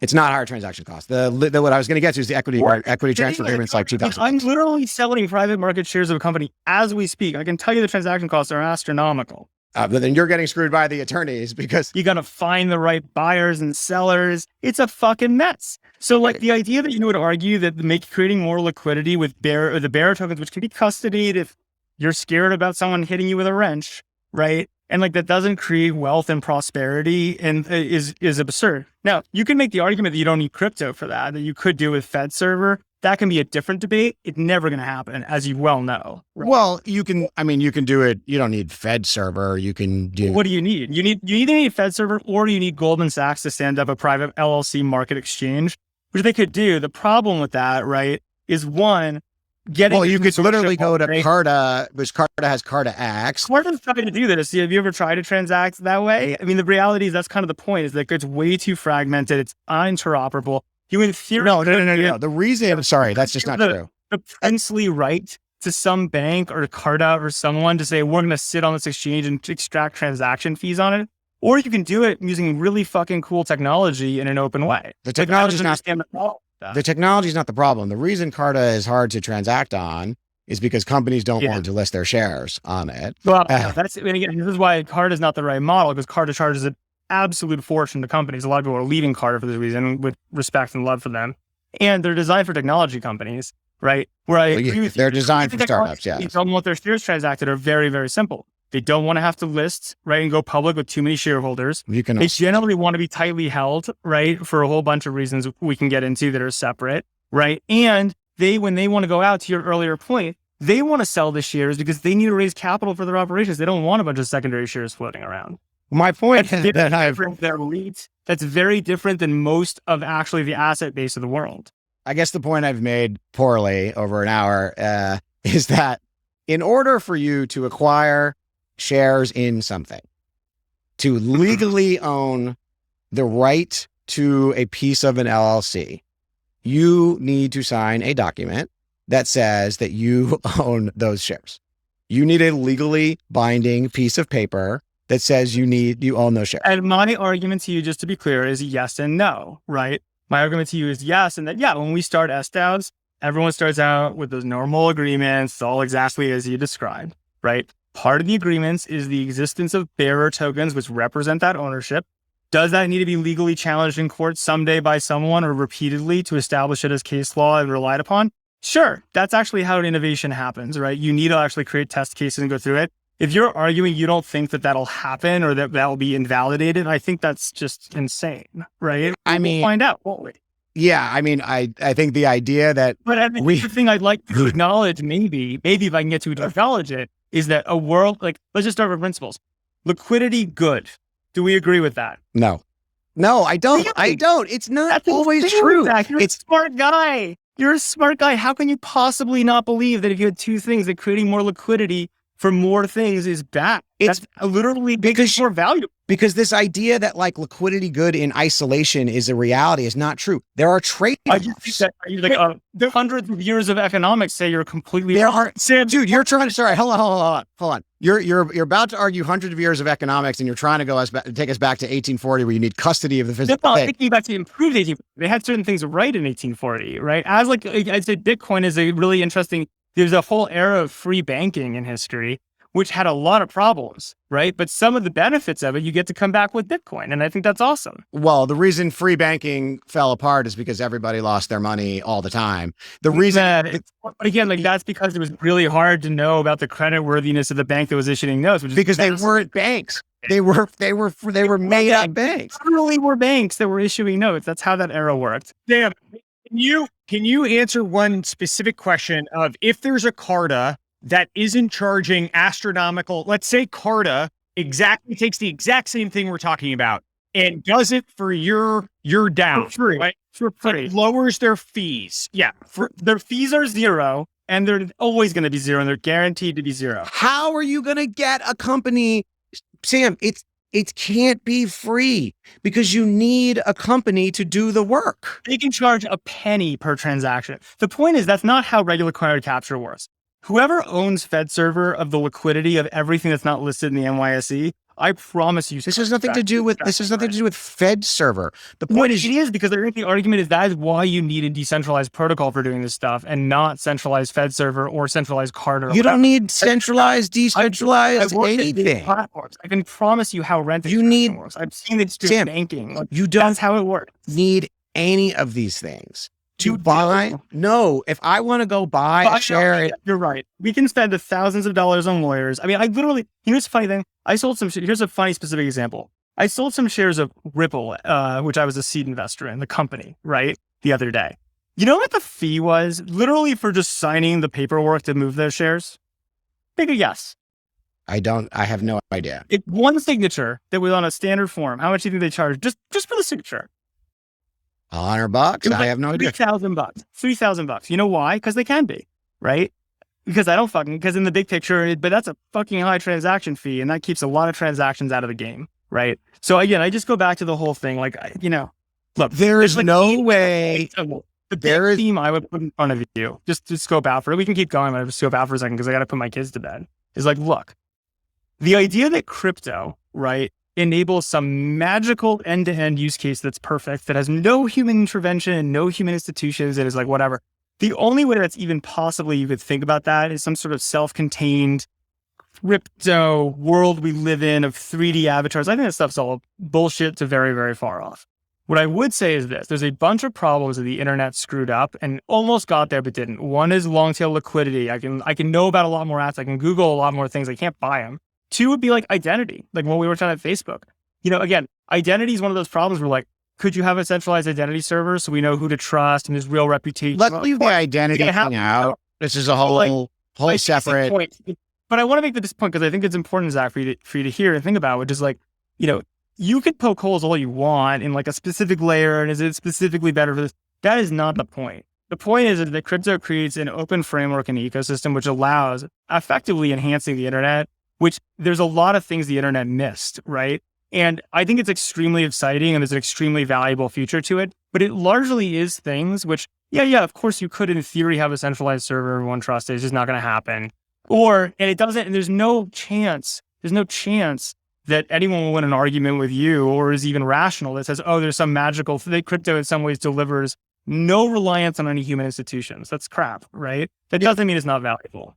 But you said, because I want to talk about the liquidity thing, because I still think this idea of I believe you're saying liquidity isn't fundamentally valuable. Because it's not, you don't get liquidity without some trade-off, right? It's not liquidity in isolation. Sure. Actually in some cases is. No, but it's not, because there's clearly trade-offs. And I just want to talk about the trade-offs. Companies want to go public. If you don't think liquidity is valuable, why do you think companies go public? No, I agree that at a certain point in time, liquidity is valuable. Because you're massively better off with a liquid currency, right, that you can use for all sorts of things, as well as it makes your people richer. Sam, if that were true in isolation, if it were just better to have liquidity, then every company in the world would be trying to go public all the time. Nope, there's a reason. A bunch of other problems. Like if the answer was the public markets worked the way they worked way back in the day, I agree with you. Problem is that's not how they work. Sam, the reason it's hard to go public in many cases is because people were going public with scams and stealing people's money. Just fact, right? Like that is why yes, it is. That's why we have rules. It is. You think Sarbanes-Oxley is 100% because of scams? It's not just Sarbanes-Oxley. There's layers of. This is the burden of being public. This is the cost of liquidity. The cost of liquidity is shit like Sarbanes-Oxley. There's a reason there are fewer public companies than ever before. But this is my point. As you said, I'll use your words. There is a cost to liquidity. Now, because there's always a cost to liquidity. Sometimes it's directly your words, not my words. You just said it like 2 seconds ago. Liquidity as a public company is what I said. I didn't say there's a cost to liquidity. I'm trying to fix that fact. Okay. Right? I'm trying to fix the fact that there shouldn't be such a high cost to liquidity. The reason, let's just start with the reasons, right? Like the reason there is costs associated with being public is because people were going public with vehicles that didn't exist and fake income and fake companies. They were screwing people over. So let's just leave that aside for a second. Well, again, I don't fully take that, but I agree that happened. And again, that's why, again, like what I look at when the LLC investing, it's just for accredited investors. It's for people who say like, I don't want the protections. I'd rather have liquidity. I'd rather have access to a whole other set of assets. And I'm illegally allowed to legally exempt myself from those protections. This is my point of like liquidity in isolation is not exactly always good because there are trade-offs. Is good. Okay. No. Liquidity. This is the thing. I think you're saying it backwards. Liquidity in isolation is good. Liquidity in the context of how you generate liquidity in 2022 America has a lot of trade-offs to it. Yeah, exactly. No, I agree with that. My point is like what you're saying. You're actually saying the exact opposite of what you're saying. Liquidity in isolation is good. But it's a fake thing. It's like saying unicorns are great. No, I mean, we're trying to start from philosophical things. Do you agree that liquidity in isolation is good? Yes, but that's not real. That's not a real thing. Great. So like that's actually a big breakthrough because we started because there's trade-offs. Like 5 seconds ago. There's trade-offs. There's trade-offs. There is a cost. Yes, there are trade-offs. But those trade-offs don't have to be so dramatic. Like it's just the point. This is the opportunity, dude. The opportunity is that right now the trade-offs between liquidity, right, and all the shit that you have to do to have liquidity are insane. And we're trying to fix those. Here's the two trade-offs. I just wanted to like take us back for a second, okay? Because we said we think liquidity is better. There are trade-offs. Which is great. I'm glad we had that breakthrough. There are trade-offs in liquidity. There's trade-offs. There are trade-offs in being a public market liquid company. Now let's talk about to be public market. That's right now the trade you have to make. Cool. Now we talk about private liquidity. Is that right? Here's the two private market, and I'm sure there's more. Here's the two private market crypto liquidity trades you've decided that we need. Because we're asking for liquidity to be able to trade these coins around, right? The first trade. We're saying I need I want liquidity in the vast majority of human unlisted assets. Crypto has an incredible framework coupling messaging, custody, and a lot of other key principles that with bearer tokens make that super doable. That's awesome. Cool. Let's just talk about the cost. Is that awesome? No, because I just want to talk about the cost. Why is that not awesome? If you'd let me tell you why it's not awesome, I'll take 2 seconds. And I'm sure there's more, but here's two. One, which we already talked about. If anybody is the wrench attack. Is your scary wrench attack? Is that the reason? It's not a wrench attack, but like if anybody loses their bearer token in any way, shape, or form, their money is gone. Yeah, just as if you lose $100 on the street, it's gone. Sure. Correct. Right. Which is why we don't like use cash for private transactions. If you're worried about that, you put it in a bank. If you're not worried about it, you keep it in your wallet and you might lose it. That's freedom, baby. Okay, cool. So one cost, Sam, one. That's not a cost. That's just, keep going. Okay. Because it's a choice. You can choose to pay for more custody, right? Which lowers your chance. You trust a third party, lowers your chance of losing your $100 bill, right? But there's a cost. You can choose to bear that cost if you want. Right. Sure. So one cost of crypto liquidity of long tail assets. Is that you have to pay a bank the custody for you if you're scared of things? Yes, but that's not an incremental cost. Or if you lose your password, you lose your admin, you lose your whatever. But that's not an incremental cost. Like that's exactly the system we use in today. So what you're saying is crypto has the option of being better, and in the absolute worst case, is exactly as bad on custody as we exist in today. So we've stuck that we've said. Is that's the it's if you it's Just either much better or equal, not worse, equal, better or equal, and then you get to choose. How is choice not a problem? I guess what I'm saying is like because the risk of owning and holding the bearer token is losing it and losing my money. You can choose to take that risk or not. Right. So now I have to own it with a custody. So I've already put this third party in, which creates. You don't have to. You can choose to if that is a concern you're worried about. I'm a normal human being. I don't want to hold $100,000 under my bed sheets, man. Like that is a. Okay, that's the first one. And that's the first for the transaction. I bet there's a price at which you would choose that. And I shouldn't always use. I shouldn't use the security one because it's always like it's too weird. The second fee, it's very 2012 to use a $3 wrench attack argument against crypto. So keep going. It's really more like 2022, given how much money was stolen this year. I'm not. Again, it's de minimis in the grand scheme. Keep going. It's only like a few $1 billion. Yeah, exactly. And it happens like increasing frequency all the time. Because it can't be reversed. And so it's really incentivized to hack stuff. Keep going. This is a weak argument. Keep going. You got better ones.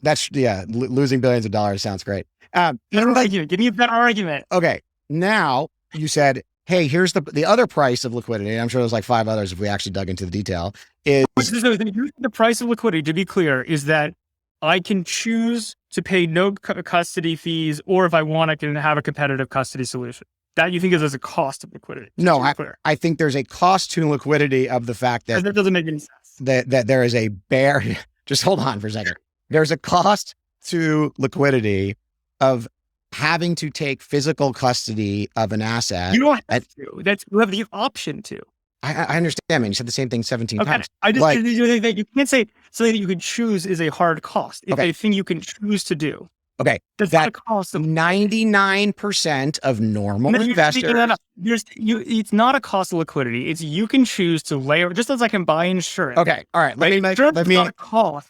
Insurance is not a cost of. Okay, let me then I'll say it in a. There's no cost to custody to liquidity. Let's keep going. So now we'll go to users. Okay, I'm the user that. That wants to self-custody my asset. Sure, if you want. Okay. Just on that person for 1 second. No cost of liquidity. Keep going. Well, the cost is that I take a risk that I lose it. Okay. Correct? We can argue. You could choose that cost is price as the price of insurance and how you feel about it. So it's a process you could choose to incur. Right. I choose, there's the risk that I take for self-custody of some digital token that promises me future earnings. Which you price and value as you see that risk personally. Sure. I think most people would think that's pretty high. Second. I don't think that's accurate at all, but keep going. Yep. The most people argument is like pretty weak. So keep going. Well, I guess if we described a scenario where you owned $100,000 and if you lost your private keys, you lose your $100,000, the number of people who would choose to do this. We're talking about accredited investors, by the way, to your original point. With no insurance. Right. It's not. That's completely false. I mean, I don't think it's none. I don't think anything is binary. I think it's a very small percentage of people who would be like, I'll stick it under my bed and I'm cool with that. Again, so the price is marginal competitive insurance industry based on people's preferences of how they want to custody. Right. Let's move on because I think it's a really weak point. Keep going. I know you think it's a weak point, but I think for a normal investor, they're doing okay. It's a cost. It's a cost it's a cost. I don't think it's a cost of liquidity. So keep going. Well, you describe the benefit as being liquidity. So I'm saying the cost of self-custody is the risk of losing it, Okay. or a big argument. just dude, just let me just like work this through for 1 second. There is a. Well, I just think we can move on because I don't think it's a strong argument. What's your number two? Well, it's impossible to even finish it because you keep repeating this whole like liquidity is good thing, like a religious guy. It is, and even you said it was a good in a vacuum. In a vacuum, which is not where we live in normal human times. So going back to this, there is a risk to self-custody of this thing if I lose it, and let me and I can pay for insurance if I so choose, which is a cost. Yeah. Okay. Now we've got this second issue, which is like, all right, now I'm going to introduce this third-party custody who also bears a bunch of risk in case they lose it. Get carte blanche, supposing I can buy insurance in lots of ways. I can say, look, I'm going to self-custody, but I'm going to pay some insurance broker in case I lose my key. Like, again, I think we keep going. No, the argument's going to be it's all going to re-centralize because you're going to have like custodians and all of it. Is that going to be your argument? No, I'm just going to go through the trade-offs and there's more. Although by the time I finish going through the trade-offs, I'm going to be 85 years old and hanging myself from the rooftop here. In the second one, right, there is now, yes, in this specific use case, there is a new middleman. It could be a bank. It could be a Coinbase. It could be whatever, who custodies my 1980s bearer bond or whatever coin, right? So there's a fee that they'll charge me to custody it. There's a risk. Which will be a competitive market because it's an open protocol, which means I can easily move it if I don't like how they're charging, correct? Sure. Yes, it'll be a competitive market to custody. Competition to zero among custody solutions for custodying for me, because since it's a protocol and not a centrally hosted server, I can just move it if I see a better deal. Correct? Well, I'm not sure when I'm holding custody of something worth hundreds of thousands of dollars that I want the cheapest option. I probably want the safest option. Well, whatever it is. The basic point is that it's a competitive market that will be priced to near zero. Right. And if anything happens, we all know we always lose everything because it can't be reversed. Now, then, which we've seen happen multiple times. Now we say, because we're talking about reducing transaction costs for liquidity purposes, right? So now we say, when I buy this token, second issue, I don't have to sign anything, right? I can just buy the token. Well, you're signing it digitally, I'd say. You're signing a transaction in a digital space. You're not signing with your DocuSign, which by the way is also a digital space. We can argue about that versus a wet signature versus a notary. Whatever. But yes, you're signing a digital thing rather than a traditional paper contract with or without a note. I'm not signing. I'm not signing a contract. Okay, and then we're at that time, right? And then we're saying that if I don't get paid, or if I sue somebody, and then we're saying in order for me to have certainty that my lawsuit will hold water in a U.S. court system, because I haven't signed anything. We have to go. Well, you digitally sign something, which I think if we keep going. I didn't sign what a normal document looks like, which is a equity purchase agreement. You signed something digitally, which we could argue is actually way more secure, but keep going. It's not about security. I'm just talking about what document I have. Yeah. Okay. And now what you're saying is it's a bearer token, just as, again, we can treat these things and there's no purchase agreement because most human assets don't have purchase agreements. Right. But I'm not buying a watch. The most human assets don't have purchase agreements. So again, because those purchases are final. Actually, this is finality, a great crypto principle. That's exactly the point. Sam, the difference between a final purchase of buying a watch is that I have physical possession of the watch. The difference between buying and you have digital. That's again, you're no, you're wrong. But this is. I'm sorry. It's irreversible. That's been your whole argument about why it's so scary. It's exactly like Buck. You know what part of it is irreversible? The digital representation of it is irreversible. It's just as this. If I sold you a bearer certificate in 1800, right? It's the exact same thing. It's exactly the same thing. Yeah, I agree with you. That's part of why it's crazy. In exactly the same way. I agree that it is the same as in the 1800s when I sold you a bearer bond. The idea that because it was old, we have new technology and new tools. We don't find ideas in history and re-update them with new technology. That's awesome. And so if we're in a disagreement, if your view is because it was old and we stopped doing it, it must have been bad and we should never look at that as an example. I think it's pretty weak, Okay. but fine. I mean, we can agree to disagree about the utility of physical bear possession. We're not actually disagreeing. What I think you're missing. You think it's I'm good? saying It's bad. there were cool properties of that system, which, when updated with modern internet technology, communication platforms, et cetera, gives them all the benefits, right, of tradability, things like that those things lacked, which is why they went away. But actually some of the benefits those things had back in the day. And that's sweet. That's mixing what was awesome in history with new things, which make them viable again. It's great. So like, and then go back, it's like, fine. I will give you that if you think bearer bonds are cool, this system is going to be amazing for you. Updated bearer bonds. Modern technology. We can go with the branding there. But now, the thing that I've been trying to get this for 45 minutes, but it's impossible. You said that it's unsettled case law. Yep. Okay. I just want to talk about that for 1 second. Okay. I bought this digital representation. I know I own it because I know it's a bearer token in the world.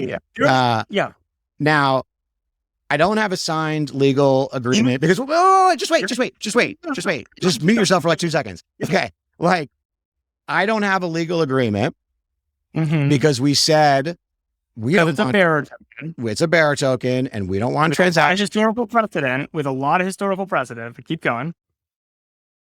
Because we just talked about how they're so old from the 1800s. So keep going. Okay. I don't want to go down this path of like, are we saying bearer bond law applies to crypto bearer token law? I'm not a lawyer, but when this does come to court, I think that'll probably come into play. Okay. Maybe that might be true. But I'm just saying it's not without precedent. I think this idea there's not is wrong. Okay. I want to pitch you your bull case, right? Which is, I now have this like bearer token thing, right? Which I can trade freely because I can prove that I own it. And we're not going to talk about the losing it thing and the custody thing and the insurance fees and all the other stuff that comes along with that kind of risk. Kind of minor bullshit issues. Yep. Right. Just losing your money, which is minor.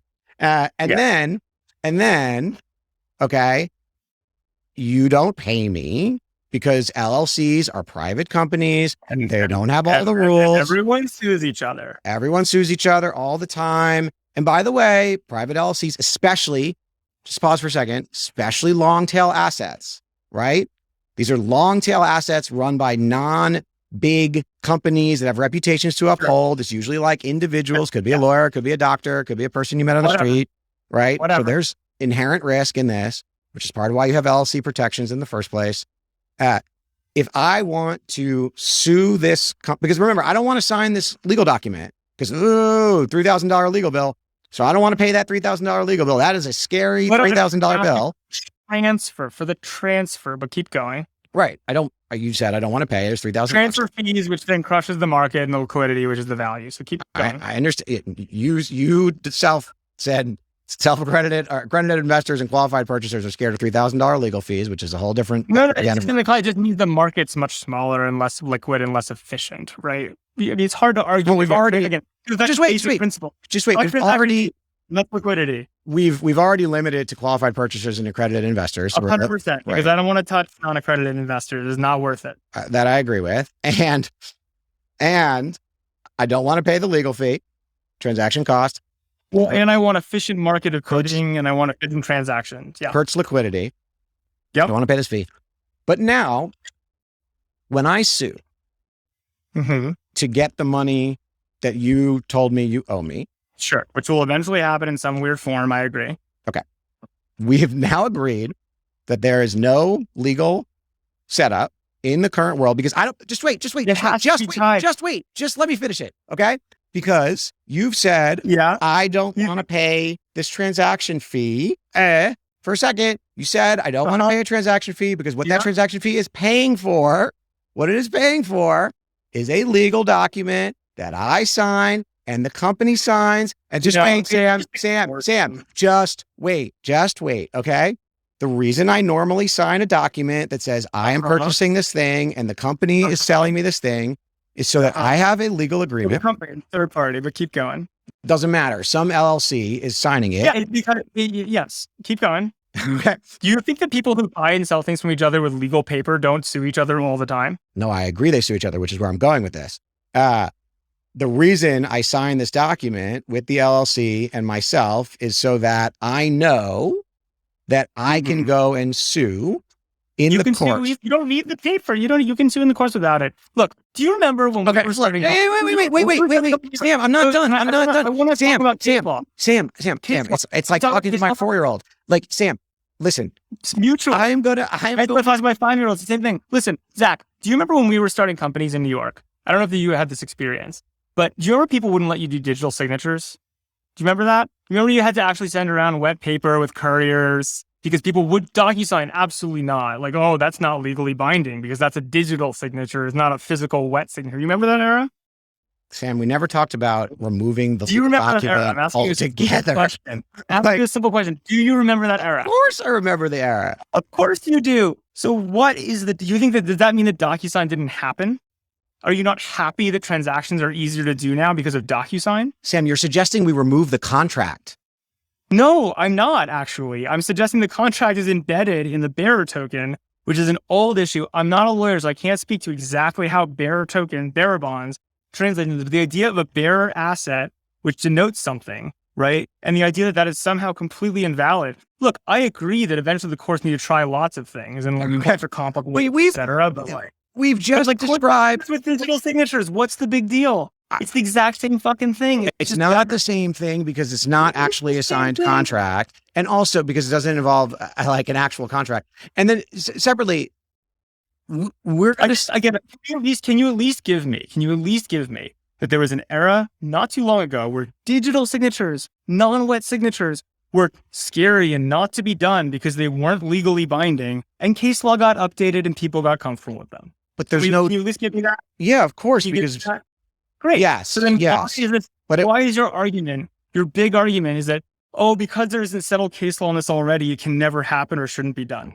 No, I'm not suggesting that it can never happen or shouldn't be done. What I'm saying is we've now created a way of purchasing tokens so that I can get liquidity in this company because I want to save on which is incredibly valuable and creates prosperity. Yep. Keep going. Creates theft and okay. Anyway, because I want to purchase a equity ownership in an LLC so that I can make money in the future. I want to basically be able to invest in things that aren't listed on the NASDAQ. Yes. Yeah. I want to buy into like an illiquid company that has some asset. And the point is not illiquid anymore, which makes it way more valuable. I want to work on I want to buy into a private company. Sorry, that has more valuable with liquidity. Okay. I want to buy into a private company for future cash flow. I want to be for appreciation, which might be cash flow, might be something else. We don't know what it is, just as is with any other private company today. But I agree that I like cash flow. I would like to invest in a company that at some point in time. Just stop. Can you say you want to invest in a company? Full stop. There's no qualification needed. No, I mean, the qualifications are and the details are what matter in life. Like, what does the company do and do I actually own it? And can I get the money? But we're not. Sam, we're not back to it because I have an inability to actually even get to the end of this. Hold on. Just, oh my God. Take us home. Take us home. We got to get there, Zach. In order. Woo. Okay. I want to save my $3,000 legal bill. I want okay. Transaction fees don't matter. Keep going. I want to save money on the transaction costs, as you said, right? Because we want liquid market. Can we say more liquid market? We want instant liquidity because those pesky legal documents that get in the way of the instant liquidity. It's an effort. It's hard to find the right buyer and seller. We want to fix those problems. Yes. So that pesky legal document that gets in the way of unlimited liquidity. And finding the buyers and sellers and actually moving the assets in a trusted way and all that other stuff. So the legal document doesn't get it. Blow away the friction. Okay. The legal document doesn't get in the way of finding buyers and sellers. That's a different problem. I think this is, you're trying to focus in to make a point. I'm trying to make a point that there's a whole layer of transaction fees. The $3,000 is part of it. It's not the only part that crypto improves. Everything else is the same. I don't see the big deal. And this is a classic crypto. No, it's a classic crypto argument of you never let the person get to the actual use case, because once you do that, it's not so good. Hold on, just so awesome. I've been very clear with the use cases. Zach, I'll let you have the last word because it's your show and the whole 9 yards, but I really would push you, and I'm happy to do this some other time in some other venue. We can do this over in writing, which I think is a lot clearer than doing it on our podcast in an argument. But like, I really have not heard from you a compelling argument. You've agreed with me that liquidity is valuable. You've agreed with me that I think that we're not going to get a Fed server to do it, or that if we ever did, rents would be extracted from it. That's not what I said. I think that protocols and custody fees, right? The things like protocols versus APIs allow for a more competitive market and custody fees to be lower. And I think, unless I'm missing something, I have not heard a compelling reason why accredited investors shouldn't have lower. Just so you know, there is no custody fee for holding my LLC shares. There's no fee to do that. There There's only is. Are you kidding? No. Lawyers you're paying. No, you pay the lawyers for the transaction cost, but it's different than actually the anyone implicitly to well, keep going. Okay. I certainly pay lawyers for custody fees. No, you pay the lawyers. Not on an AUM basis, but I pay lawyers and accountants a lot of money to quote unquote custody things. No, you pay the lawyer for the transaction. There's a separate entity that does the custody. It's like a few $100 a year. You pay the accountants to do your taxes and make sure you don't go to jail. These are different things. Most people don't actually understand this in crypto. They all serve a different purpose. My point is, we've gone through this whole thing to say, we're going to try and create liquidity and lower fees in long tail private assets for accredited investors. These are probably assets that have like tens or not hundreds of thousands of dollars in terms of enterprise value. But make up the majority of the U.S. economy. Yeah, like it's a real estate and it's a doctor's office. To be clear, I want to be clear. The public equities market where there's liquidity is a small minority of the U.S. economy.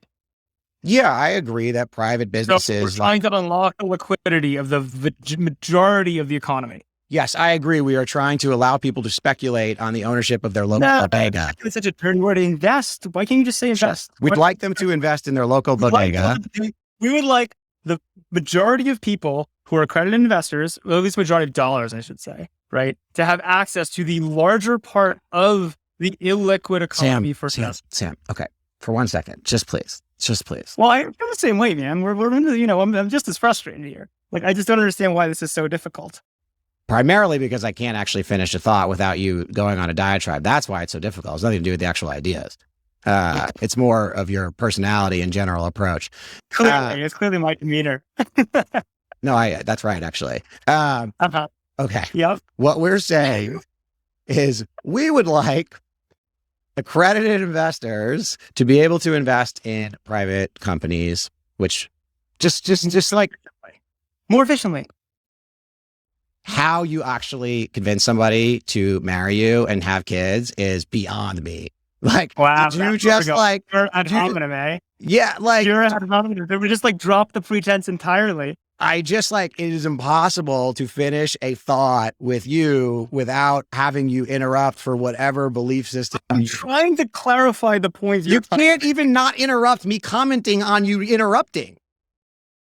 You literally can't. I'm saying you interrupt me and then you interrupt the point that I'm making about you interrupting. Listen, I'm actually really late to kid bedtime, so I'll let you finish your like statement and then we'll pick this up some other time. Sam, whose fault is that? Whose fault is that? I think this is great, guys. I thoroughly. I apologize for the wife. Like I shouldn't have said that because I'm just so frustrated that I literally can't finish a sentence. But when you put this out, please edit that part in because I think it's an important part of the story. Fine. Keep going. I truly don't care. You probably just own it. Just own that you're in pure ad hominem land. Yeah, I don't know if anyone will get through because you probably interrupted that statement too. Let's talk about. We would like qualified investors, which is a subset of the market. We already said this. We have to KYC them. We have to figure out who they are. We have to know everything. There's costs associated with that. Sure. Yep. It is complicated. I agree. We want them to be able to purchase private assets. We want them to be able to buy stock in LLCs. I just want to be clear for 1 second. They can do this today. It's not easy. It's not easy. There's transaction costs. Not easy. There's transaction costs. Mm-hmm. There's risk. Liquidity. There's risk. Limits liquidity. Limits liquidity. Can you give me limits liquidity? Yes, it limits liquidity. Sam, it limits liquidity. Great. You get and value. You give me that because of the liquidity is value, they're less valuable. No, it limits liquidity. Wow. Okay. It limits The liquidity. liquidity is abstractly a good. We did establish that. In isolation, without taking context and anything else, it limits liquidity. Okay, maybe we can publish just this part because I only got interrupted 7 times instead of 7,000. We would like them to be able to more easily than they can today purchase access to private LLCs. And those LLCs represent some underlying business, real estate, dollar store, whatever. And can we also acknowledge the majority of the U.S. economy? Yeah. There's lots and lots of private businesses. Totally agree. Doctors' offices, stores, restaurants. It's like 80%, 70 to 80% of the underlying equity value in the United States is not in public companies. I don't know the actual number, but I know it's a big number. I agree. Yeah. There's a large number. Now, today, current world, non-crypto world, regular human world, okay? There are no reasons besides friction. What you think is friction. What do you think is friction? For me to be able to purchase an interest in a private company. I can buy a piece of my bodega. I can buy a piece of some lawyer's office. I can do all of those things. Now, obviously, I have to find it. The company or LLC has to share a bunch of information about. That's your words, not mine, but we can all go with it. So keep going. Okay.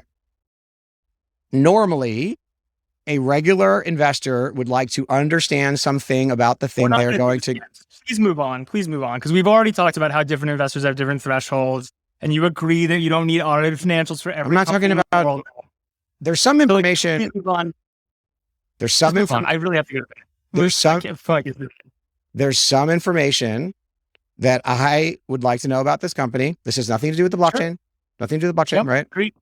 So I've got to find the company listed somewhere. They have to share some information.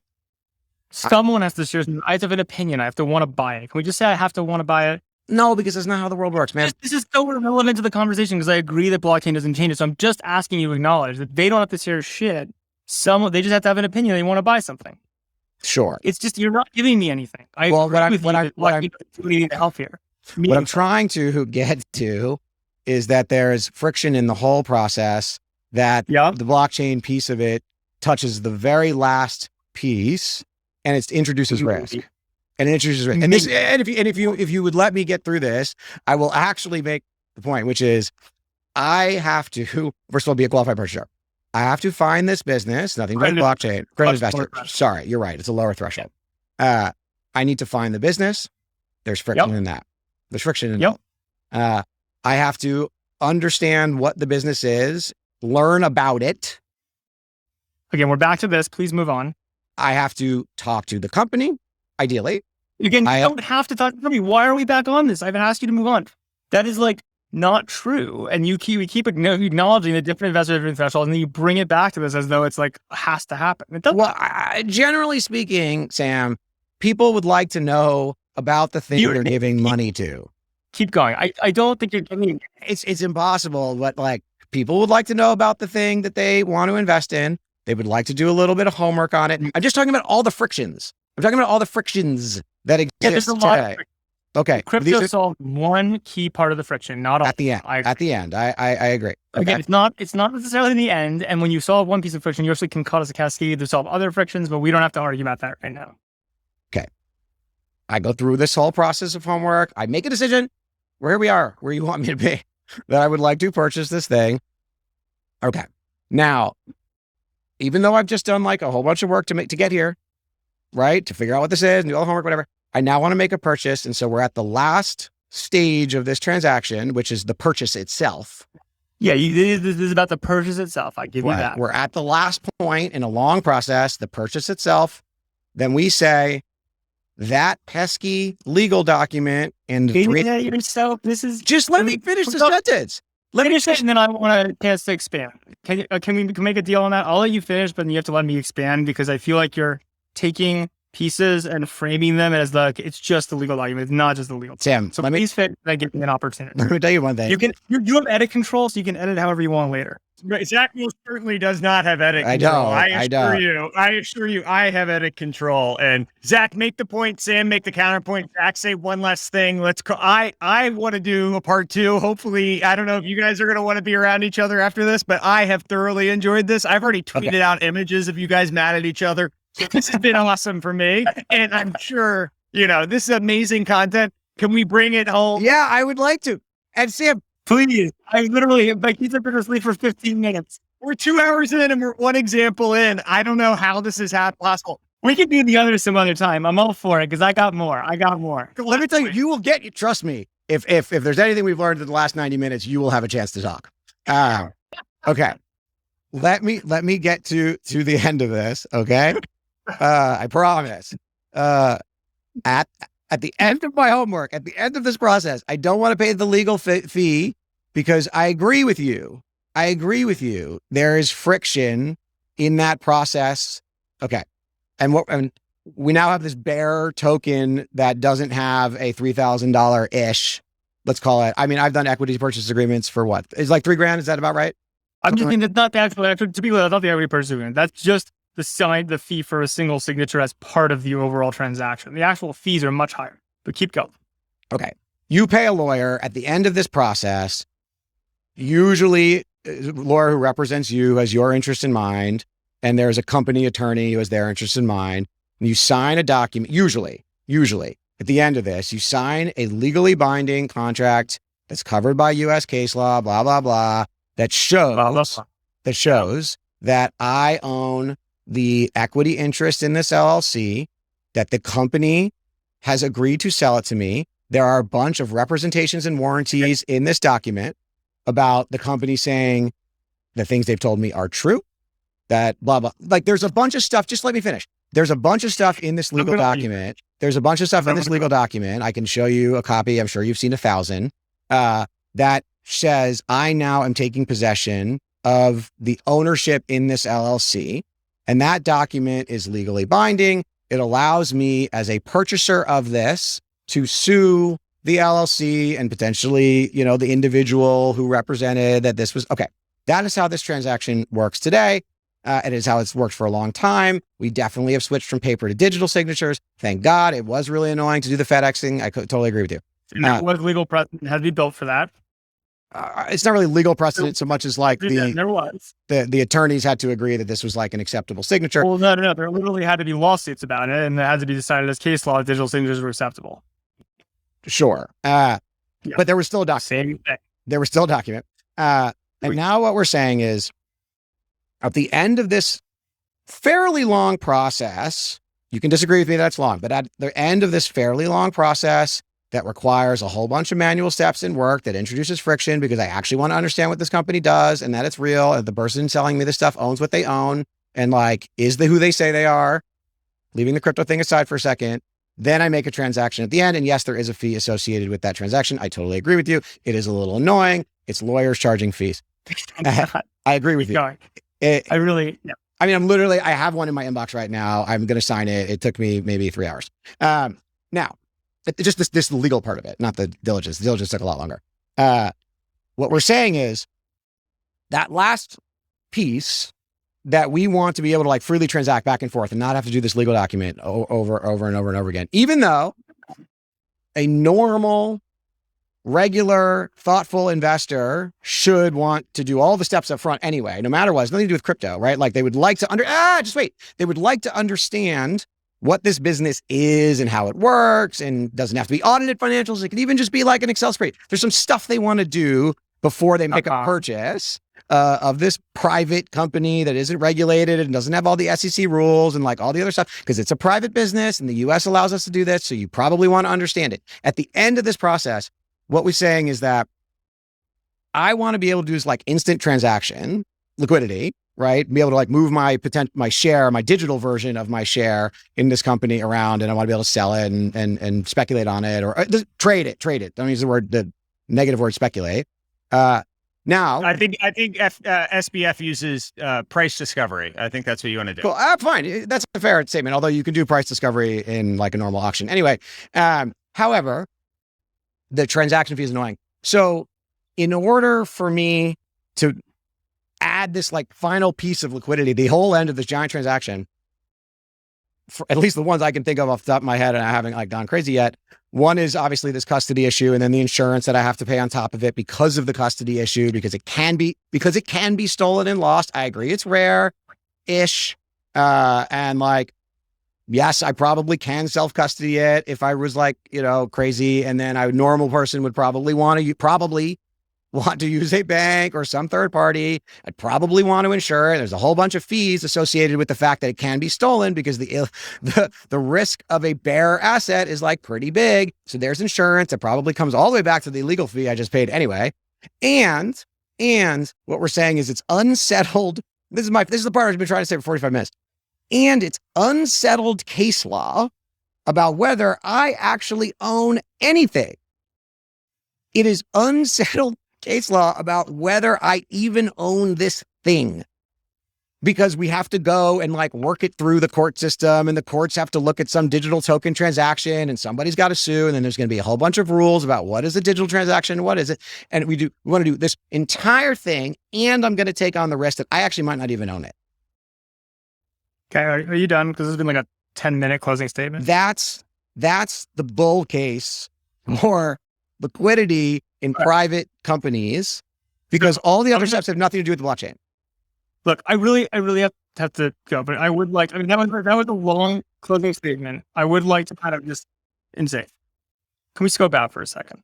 I think we're on the same page after a lot of back and forth that A, liquidity is fundamentally valuable, and B, the vast majority of wealth in the US and assets in the US are held in highly liquid forms, right? That's an opportunity. I think I am with you from prior things you've said that in theory, the idea that you can have a Fed server or somehow Carta has an API and subsumes the whole world into one place, that if that weren't going to end up being a disaster long-term for a whole bunch of reasons, which I will not rehash, right? That it is not necessary to have crypto to do this, but I'll tell you that protocols are way better for it. I agree with you that if you want to make an investment, the diligence, deciding what you want to invest in, your strategy is important. It might not be with the company. It might, there's this idea that it has to be some of the company. I think you add a lot of things in to try to make a stronger point, which aren't true. We'll set those aside. The thing that I believe very strongly, and I think crypto is an incredible candidate platform for, right, is what is a very high transaction fee, right, of saying I actually want to buy something, right? I want to buy something from a bunch of holders. I don't know who they are. I don't know who holds what or what their interests are. The price discovery component, it's not just about the $3,000 transaction fee, although that is annoying. It's actually very high transaction fees. It's the broker fees you currently pay. It's all the middlemen you're actually having to pay in the middle, when all I want to do is buy some shares from Logan or sell some shares to you, right? What middleman? Oh, you really asked. I'm asking what middleman. I'm asking what middleman. There's a lot of setters. I mean, I could name 6 middlemen I use right now for selling private stock. You mean like a broker to list it, right? To be able to like find a buyer. Zach, please, Zach, I really do have to go to bed, so I'd like to finish and let me have my space because I gave you yours. When you get down to the end, now I feel like I got to do it to you because I just want to like let you see what it's like, but I'm not going to. Zach, your 2 big arguments is one, the $3 wrench attack argument, which is that self-custody is scary. People won't want to do it and there's fees associated with custody. Fine. I give you that having people the option to insure things and custody things, that there's no reason to not let people do that. I think the fact that the fundamentals is not baked in the protocol is very powerful and interesting and will create efficient markets for that stuff. Your second argument is something along the lines of, I mean, how to even put it?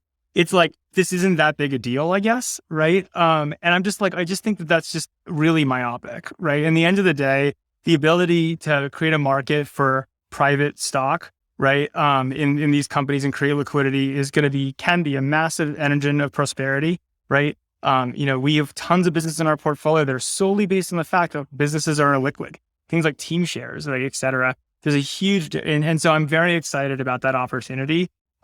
Crypto is not a panacea. It does not solve everything. You and I agree on that. Like, human institutions matter. But I think that your arguments on those fronts are weak. And then the last thing I'll just add is like this whole settled case law thing you keep coming back to. Again, we talked about digital signatures and the evolution there. Case law changes. It is a risk. There's a risk, right? That like for some reason, some court rejects something and these transactions are invalidated and it's a mess. I totally agree with you. But I think it's extremely slim. And I think part of progress is being willing to like push the envelope on what these things are with good foundational grounding. But again, if you never did anything in business because there isn't quote unquote settled case law on it, right, then like nothing would happen and we'd still be signing wet signatures, right, and sending them along via couriers on bikes in New York, right, and we wouldn't be able to use DocuSign. And if you don't believe that that's annoying and a meaningful difference, like, I don't know what to tell you. So that's kind of my piece. Thank you guys for doing this and bearing through.